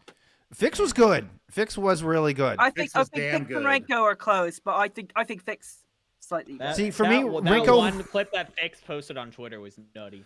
But to me, Rinko wasn't Truth. the flashy one. Rinko was the one who always had Rush up first, always used Rush in really good scenarios, and like I felt like Redbirds won those fights way more often than not. Also, Rinko's protection Suzus were just like sublime. Yeah. I mean, we're fight winning protection Suzus time and time sure again. that- So it wasn't. I didn't Especially look at inside on Rinko New and Queen think, Street. oh, he's getting 4Ks and stuff, and like shutting down Sojourn ults and things like that with his kunai. To me, that wasn't why Renko stood out as the best Kiriko. It was the utility of the positioning and the timing of using the cooldowns and the Kitsune Rush. To me, it seemed to Putting- always have monstrous impact. I mean, putting Matt or Cowman the bait underneath the point there, middle point You're of talking New about Queen the Street. New Queen Street Wait, one. wait, Yeah. yeah. I mean, that's just a little when microcosm Suzu of it, but lethal. yeah. Oh my God. Yeah. I think that was one of the best plays of the tournament, and just from a micro standpoint, it was just so. It was. It happened so quick. Your breath was taken away. My breath was taken away. Hey, Just by how smart it was. I felt like we called it pretty good in the moment, but I'd have to go I back think and we did too. relook at it. But to put in context what we're talking about here, underneath New Queen Street, right where the bot starts, and you have that little kind of closet room underneath the high ground where the hockey statue is. So Lethal finds himself in a pretty awful position down there by himself and draws into that closet. Has 3 players chase him in, and then Rinko swift steps into the room, Suzu's at just the right moment, and Death Blossom comes out and kills everybody. It was awesome. It was a top play from the tournament for sure. I won't say number one because there were a lot of good plays, but it was definitely if I made a top 5 plays of NAOD, that would have to be in there. Yeah. Rocket's 4K. Rocket's 4K has to be. Rocket popped off on Tracer. Rocket reminded me, and we knew Rocket how got good 5K. Rocket's Tracer was, right? But like it really reminded me, like, oh yeah, no, Rocket's a big name in NA and definitely one And I Rocket need got to a make sure I 5K. Can we don't go back- forget. Oh Can yeah. we go back to Contenders Trials last year when he picked up May in 2 weeks? Oh yeah, When May was, do you remember you're that? pulling that one out of I your mean, ass. Well, I mean, That's digging the deep. way I love it. ADHD works. No, I love it. That's I love the it. way ADHD works for me. It's like a lottery ball system. Like we start talking about something that it just pops up. So yeah, I mean, he learned May in 2 weeks. We were impressed with him last year. He's actually going to be OWL eligible on the 5th of April. I saw this that. coming year. I saw it. He was one of the So- thousands of LFT owls, but Rocket's one I think could actually get a shot. Yes. Yes. I want to see him go up against Hydron. Honestly, I want to see that happen. Okay. Personally. That may be. I mean, Hydra may be a step above, especially after a year of Overwatch League practice. But Yeah. I think I definitely think Rocket could get there. So one thing that I want to quick note for my NA OD notes is the talent pool in NA has got deeper, which is Yes. a big thing. Like it's got deeper to the point where I'm looking at this this last spot. I'm going, oh, I don't know who's gonna get that. I Yeah. really don't, because I Yeah. think Nishiki has some good players. HK faded, Deco I think is really talented. Style I think is talented. right? Mhm. I think they've got a shot, and then what is give me a second. Izzachek, Akash, and Noxious, Reverse. In particular, I think are good players at Timer. They've been a solid core for a while. So, I think the talent pool is getting deeper and deeper, and that's can only be a good thing for the region, right? So, yeah. Absolutely. I would like to credit at least some of that to Collegiate. Because of Collegiate, these teams Agreed, yeah. are forming more synergy. They're getting to play in more higher octane matches against better competition, and we're seeing players just the steel sharpen steel thing on a more regular basis. And so I think that is a huge contributor into the level of talent stepping up over NA. It's not a coincidence that we saw Collegiate explode towards the beginning of late 2020s, kind of when it started, when like Maryville was in contenders and stuff. But it was 2021 that really kicked it off. And obviously the Redbirds picking up the AT squad and making that splash, and then all of them moving up into OWL. But I don't think that's a coincidence. I don't think all of these things, and suddenly we had a lot of NA talent moving up into Overwatch League, and felt like we had an abundance of NA talent. At the same time, Collegiate starts to really pop off, and teams are collegiate teams in specific are expanding their funding, are picking up better and better players, are taking it more seriously. It's no such thing as coincidence. I want to say this with a grain of salt. I want people to understand what I'm about to say. I having lost somebody to COVID, I think the pandemic, while it hurt the Overwatch League, I think it brought the level of competition up, allowing students to play and compete remotely under a single banner, such as Maryville, such as Northwood, such as Redbirds. I think it helped our scene, at least as far as the grassroots. I think that it absolutely solidified the collegiate scene, because we know that a lot of the players were playing from home, and then they got to be together in one room together. I remember you and I calling a Contenders Trial team game with Redbirds, and we got to hear all of them before they went off to the Overwatch League. I mean, COVID brought everybody together online, and then being able to put everybody back together after it was safe to do so. I think that's a big reason why, at least here in America and in the NA scene, I think that's why it's popped off so much, is because we got closer together online. We were able to let our hair down. We were able to get to know each other. And then now that everything's opening back up, and we're still not done with COVID, but I mean, it's way more manageable now than it was. Sure. I think this is honestly the reason why not only collegiate scene and tier 2 scene and tier 3 scene, but also us as casters. You and I, Jeff, and I don't mean to disclude anybody here, but you and I casted over 100 games in a 3-month span because we couldn't leave our house. I mean, that started before COVID. Yeah, it started before COVID, but I mean, it really intensified. That season started before COVID hit. Like, we were already grinded. But yeah, no, you're absolutely right. I mean, it makes sense. Facilities were put in place to be able to play remotely and to enable that kind of thing, which just, it was more practice and more teams forming. And no, it makes sense. That makes total sense. Yeah, more synergy. I'm on board with that. Any final thoughts on NA before we get into a brief discussion on the impact of Contenders teams playing in Open Division? Yeah. Just a quick link I put in the channel. Sounds like we have our rebrand. Unfortunately, the boobies could not stay. It would not go for broadcast. So it looks like it's either the Bumblebees or Hive 5. I'm not sure what it's going to be. I think it's Hive 5. I think I changed them on. High 5. I'm just saying there's a missed opportunity marketing wise there. That is a big marketing opportunity missed. It really was. I mean, I don't know about all that. I don't know about all that. So yeah, and they still have the B icon. I assume we'll see the B logo kind of. Yeah. I mean, it's a good marketing. Go Bumblebees. Yeah, it's a good marketing tool. Like, just roll with the bees. I think that works. So cool. There you go. We will look forward to seeing High 5 playing and run it back in A. Okay. Woo! So a conversation needs to be had. We saw Flutie talking about it in chat. that having a prize pool was a bad idea because it enticed a lot of these teams to a lot of the contenders teams to compete in open division where they hadn't previously. I wonder if we couldn't have had both. I wonder if we couldn't have had a prize pool for open division, but restricted it to just open division teams. It's impossible because you could just drop your roster and then pick them back up. Yeah, but that's a whole other scenario. Like, but that has happened in the past. So right? Sure. So you have one or two bad eggs who might circumvent the rules, or you have 7 contenders teams playing in open division.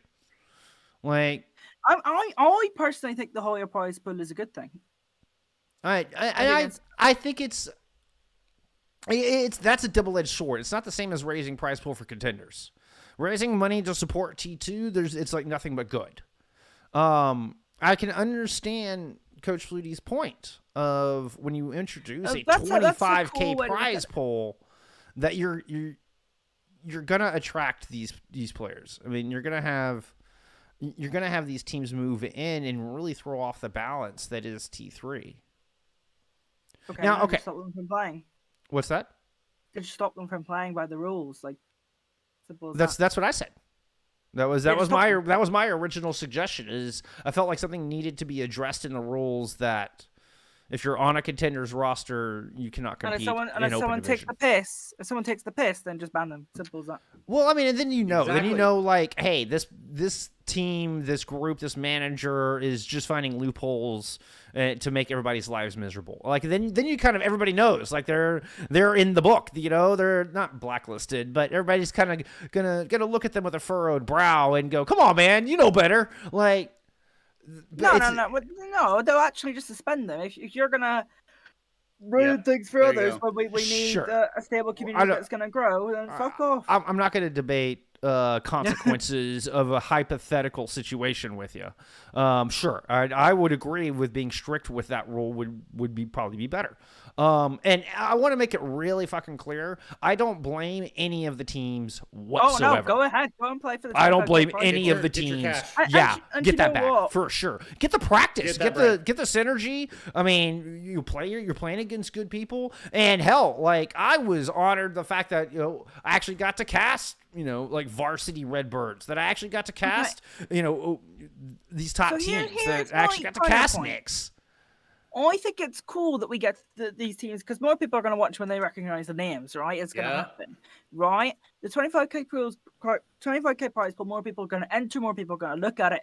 I think it's fine to have the teams there as long as it's not restricting other teams going up, right? If the seeding's done properly and it's not restricting anyone moving up in the round. Like, for example, the Boobies, they got some prize pool. Other teams did get some prize pool. I Right? understand. And they still got their contender spot. It didn't really interfere with too much. The problem being, does it interfere with growth and the difference between tier 3, tier 2? And for I me, think it totally stifles tier 3. I think as a counterpoint to that, I'm going to bring up the game battles bracket from EMEA. Let's say you're too easy Jazz and you're ranked 32 overall in OD. You come through with a couple of good dubs, and then you face Young and Beautiful in round 3. Like, Okay, that's your but have chance. you ever- Could this have been a team that would have gone through and actually No, made it into top 4, top 8 open division, playing against other T3 squads? Are these players that might then be able to get picked up by T2 teams, or that would have gotten more experience, gotten more exposure, gotten on stream, gotten to play at a level of competition that suits them? But no, they happen to run up against the best team in the tournament in round 3, and they're done. Like, it's... If you're seeded 32nd, you're not a tier 3 team. You are a tier 4. I understand. It was just an example. I feel like that's quite a deep example. I still feel like. But we've looking at the seen that results- before. We've seen teams outside of your top 12 seeded OD teams make it into the top 4 of open division. We've seen those upsets. Gorilla Grips Gaming. We've Gorilla s- Grips Gaming. comes to Yes. mind. Yes. Well, then do the seeding properly. Simple as that. That's the big thing. That's Okay. Here, Yeah, here's but you're my- talking here's my- about- Here's my thought. seeding properly Here's my on 250 teams versus not allowing contenders players into open division. Okay, The problem but is that I'm gonna the trials. counter this again because look at the teams that qualified, right? Ugh. Boobies, Fishmen, Timeless, Riz Academy, etc., and one of these other teams. I think they're the best 4 to 7 teams there. So we still got the teams that deserve to going up. So I don't see any difference. Okay, the difference is that when I open this bracket, the majority of the teams we're looking at are contenders teams. I'm not seeing any fresh names. I mean, and there's one or two. It's not to say zero is an over exaggeration, but this should be all T3 teams that we could look at and highlight and see new players coming up and see how they did and see upsets. To find those teams you're talking about, we're looking at losers round 8. That's where we're looking for the 4 teams that are going to move up into contenders. I don't think that's fair. I don't think that's fair to the rest of T3, and I don't think it's good for the ecosystem. I think it's fine considering we still got the best teams going up. Billy, you were starting to make a point, and I think I stepped on your toes a little bit. What were you going to say? Oh, open division, no money.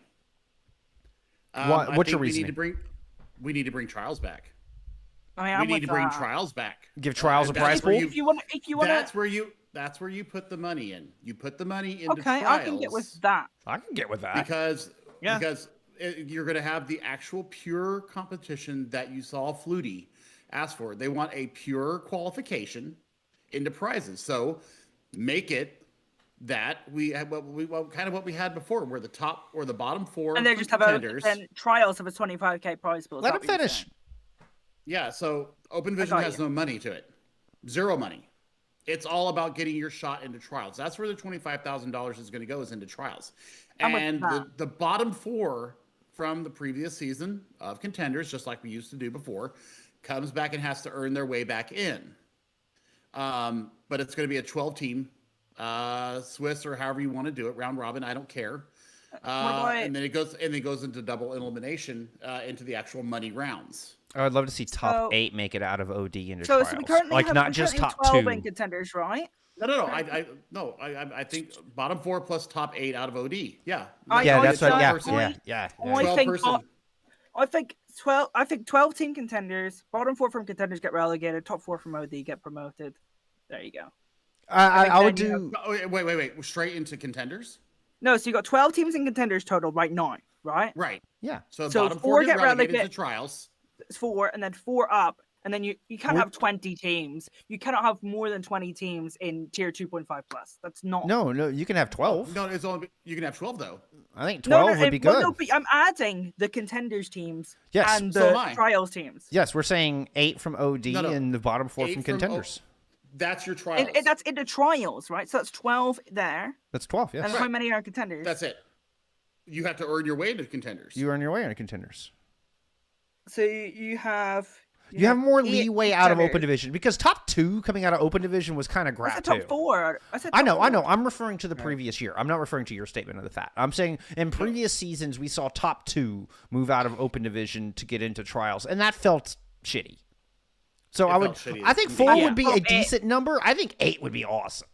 I think 8's too many. Yeah, I mean either way, we don't even have trials yet. So like, Yeah, That's a fair point. I think number this is 1 me is trying to push theory for crafting. trials at all. Right. And the That's reason why I I think- say I think 8's too many is, look, if I go to EMEA and you're going to 8, you're looking at this chaos roster. What is that? What is that team? Like, it's not good enough to be in trials, and then And they you get their.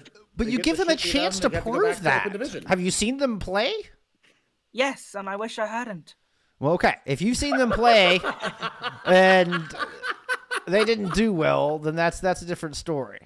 No, what I'm saying is, if you're putting a poor team in trials because you've got too many teams in trials and they are gob stomped, then people first game watching trials, they're not going to watch it again. Second of all, it doesn't mean that it doesn't tell you that it's a high level competition. Then it's getting there isn't a reward anymore. Well, you know, So but what would you say top 4 out of OD then? Top 4 out of OD, I think, is enough. And bottom 4 out of Bottom 4 contenders and 8 out of teams. contenders, and that's your trials. Yeah. I can get on board with that. I just think 8 is too many. I think 8 would be cool, but I Okay. think 8 would be cool. I Even think 6. 8. Maybe I the think- bottom, maybe the bottom 2 that qualify out of open 6 division is have to fine. do a play-in. Okay. 6 We- I'm No, fine no. with 6. Actually, Why you know don't what? we meet in the middle here? I'm I with like it. 6 I as like well. There's I no can agree meeting with in the 6. middle here. What My are you problem- talking about dividing? I'm with 6. I'm with 6 as well. I'm My problem is, I think in Korea and NA it will work. I think in EMEA and other regions where the quality is not there yet, Mm. then it's not going to be a good product or a good competitive product. Having the too thing many is, go up. for these teams and these players to get better, they need that experience. They need to play against good teams. I mean, I don't recognize anybody from this Chaos team. I bet you they got a lot better having to play against people like Mind Goblin, who 2-0'd them out of Losers Round 7. The fact that this team made it into Losers Round 7, which is 01 Esports were on the same spot. Oh yeah, was in the same spot. Chaos is in that same exact bracket and made it just as far up until that stage. I think that speaks volumes about them. Okay, And sure, cool, maybe that they're not does, as right? polished as Young and But if you Beautiful, put them in but trials, then they against get more experience and they team- become a better contenders- team. but then you're playing have against to show- contenders team I- going Look, down. we- They're just we- going to get battered. Let's look at it from a talent standpoint. We got put into Trial of Champions. Maybe we weren't ready for it, but holy fuck, did we bust our asses to get ourselves to a point where we actually felt a little more polished because we were in that position. I think the same thing goes for these gamers. What I'm mean- trying to say is, if there is a team of that poor quality in contenders trials, then it's not an achievement anymore.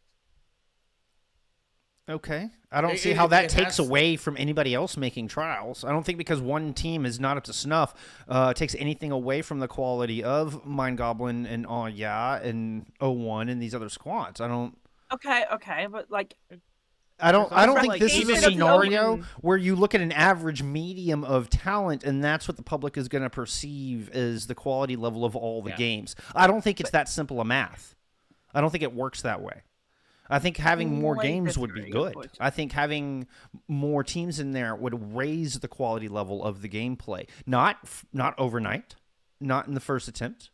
But I mean, again, we're talking about the nitty gritty of things. Like, talk about putting the cart before the horse. We are putting the cart before the road is even built. All right, so like Yes. we could slow down the conversation a little bit. And I mean, like, there's some But I'm there's going good to stand by what I said. I said what I said. there's good conversation here. Either way, I I will be I happy think if it's Trials 4. If we coming get back trials and back try- and it's 4, I don't care. I'm happy. Trials coming back and taking the OD prize pool, I get behind that idea. I'm with that. Yeah. I agree. I agree. I'm with that. No, And yeah, also, I came think up with it. the other idea, I think, is having every single region have the same format, because Jesus Christ, how hard is it to follow? It is. That's a whole other conversation. But it does Yeah. make it tough when all the regions have different formats. When every time you turn on then- contenders, you're like, what's going on here? then, Like, okay, we're so doing 12 a teams in weird contenders snake each bracket, season, and one team is doing and 8 group teams. stages. Another team does a single elim tournament before a double elim tournament, and it's all different. I think that is rough. I think that's rough on the viewers. I can't argue that. And also, so 12 teams in contenders each season, 8 to 10 teams in trials each season. That's my idea. Pat in Stop. chat is saying Clockwork Vendetta is one that no one thought would work, but they're ones that made an amazing run of it, and look what became of them. And I could absolutely see Clockwork Vendetta as one of those teams that, you know, is like you were talking about, like, what is this crap doing in my trials? And then they actually end up being a world impact kind of team. So I mean, you know, you get Iconic. a downright iconic, and they are a weird one trick team, as Pat put it. But you know, you give options for that kind of thing to happen. I mean, we also want to have a little bit of room for flair and fun, and it doesn't all have to be super meta comps. And either way, I think trials that's the common ground here. Is we want trials. We want trials back so much we'll sit here and Give have me a trial. 15-minute argument on what we want trials to look like. That's how bad we want trials back. And I mean, it's and important. also, when It's trials important for the comes talent back, ecosystem. when it comes back, none of this 2 teams go up to trials business. None of that. All right. No, we can agree on that. That's 2 silly. is too few. None of that shit. Yeah. But it's Even also a play-in into trials would be awesome too. Yeah. but Having a play-in. it's super important for the talent as well. We've talked about that before. I'm not going to hammer on that too much, but it is really important for the talent path to pro ecosystem to have that space to be able to cast the better teams. Hey, I will say, I said it already, I will say, with the bonus for talent for contenders teams being in this is there are a lot of people who got a chance to cast some high-quality Overwatch that they otherwise would not have had the ability to do or the option to do. So, hey, there is that. You take the good with the bad, I suppose. Yeah, I think it's a good leaving point too. I think that's a good leaving point as well. We appreciate everybody coming out. This is a little bit of a longer episode for us. We still have another region to cover, but. Oh, we want to touch on Do you want me to Australia do real a quick? quick? Do you want me to do a quick? I got this. Right, you ready? Sure. Ready? Hang on, I'm not ready yet. Well, you asked us. We're ready. Come on, man. Okay, hang on. Hang on. I need to navigate Liquipedia. Let's full screen Confusing Ocean. website. Everybody stare at Ocean. Confusing website. Right, okay. So JNGK, the Korean powerhouses that should have got into contenders but failed miserably, got mad and they were like, oh yeah, we're going to go to OCE because we're Korean, we're going to win, and they did. So then they're now in contenders and they won OD because they are good. Other teams. Altiora OCE are here, and so they are making an OCE team. Yeah. Lower back at round 5 exit. They'll probably be disappointed with that, but we'll see what they can do. I think they already had the Kit Bash spot in contenders anyways, so they won't be worrying about that too much. There's a Pacific roster here that excites me with Jayco and a bunch of other Thai players. That's exciting. There's I Love You with a player on loan from O2 Blast called Ruler. There is Meow, who have consistently been there or thereabouts. They've got a lot of players from Hong Kong that we just seen in the previous Pacific thing as well. So we've seen those players in and around as well. Any other teams that did well will be still competing in Australia, which is a surprise. They've got Honey Factory, which you'll all remember from back in the day, and they've got a player on loan from O2 Academy as well. And yeah, that's my big roundup. Oh, Order were there and did okay. Order would be my shout out here. I think Order is kind of one that stepped into Australian contenders and kind of shaken up the landscape a little bit. Yeah, but they finished Totally. 4th in OD. I see that. But I mean, you're talking about behind some quality teams. Who's Maywing? Maywing is coming out of nowhere here. This might be one to keep an eye on. I missed this one. Oh, hello. Who are these people? This might be one to keep an eye on as we head into Australia. Yeah, look at that. Sectar, Bork. I mean, I already like that name, Bork, because that's what I say my dogs do all the times. They bork around. But they placed over Wilby and Order. I mean, Order did very well in Shimada Showdown. Like Order's a good squad. So Maywing's one to keep an eye on. I'm seeing a lot of Huntsman esports on this on the history of these players. So okay. I see where they're coming from. There was somebody weird on Huntsman. Frogger? Yeah. Was that the one? And then Dreamer was playing as well. Dreamer was the coach of somebody. It ended up playing support for him, like the old tank player from Valiant. And who else did Dreamer play for? Ground Zero. Yeah, it was Ground Zero. He's their coach, but he ends up coming in and playing support. And they moved their support onto tank at one point. Ground Zero were doing some shenanigans in Shimada Showdown. I wanted to touch in on this JNGK story that's been developing.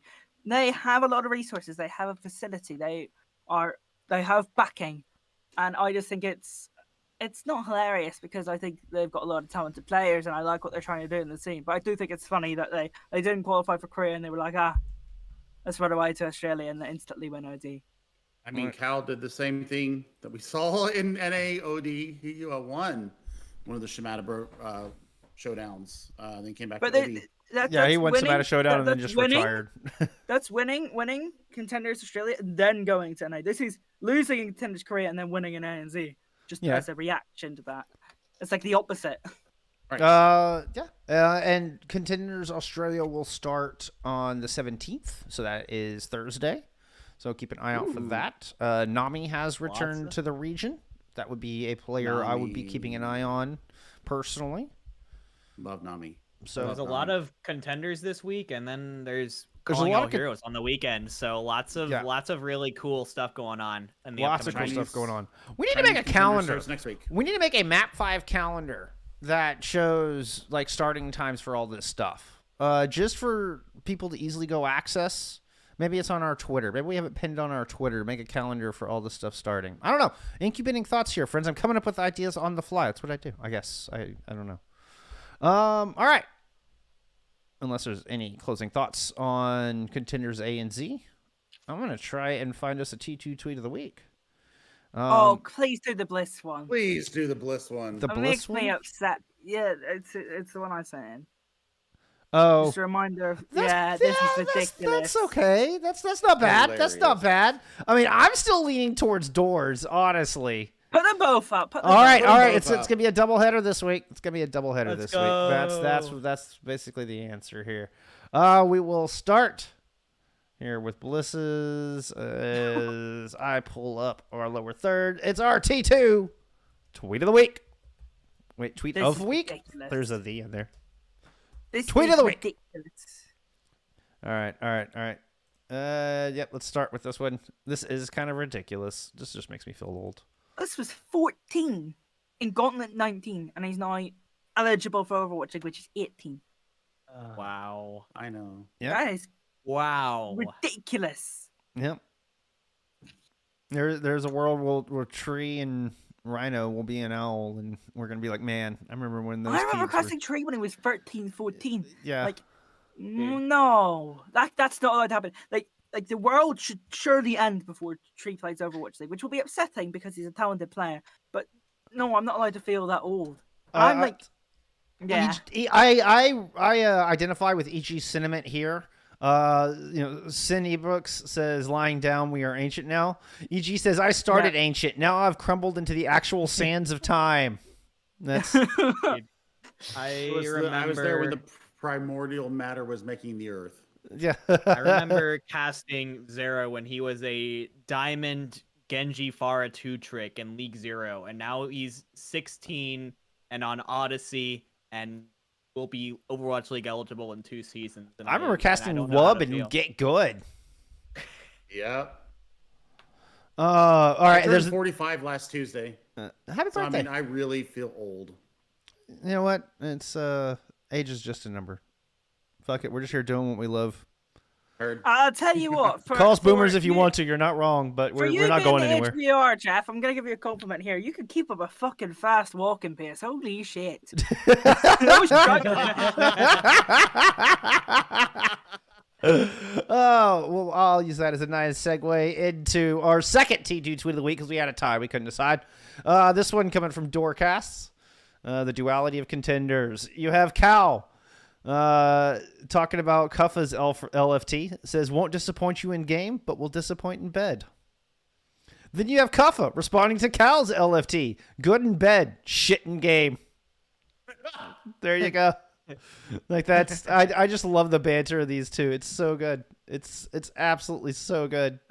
Even back in the Project A days, you could just tell that this team had some kind of synergy. Like they seem to genuinely like playing with each other and being together. It's super cool. And I think they've got something special.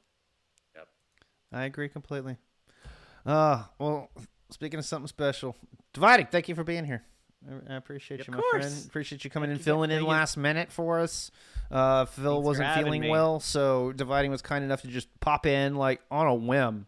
So no, seriously, really appreciate it. Really appreciate it. Yeah, thanks everybody for hanging out. That's episode 25. That's all I got. Thank you very much. We'll see you next week.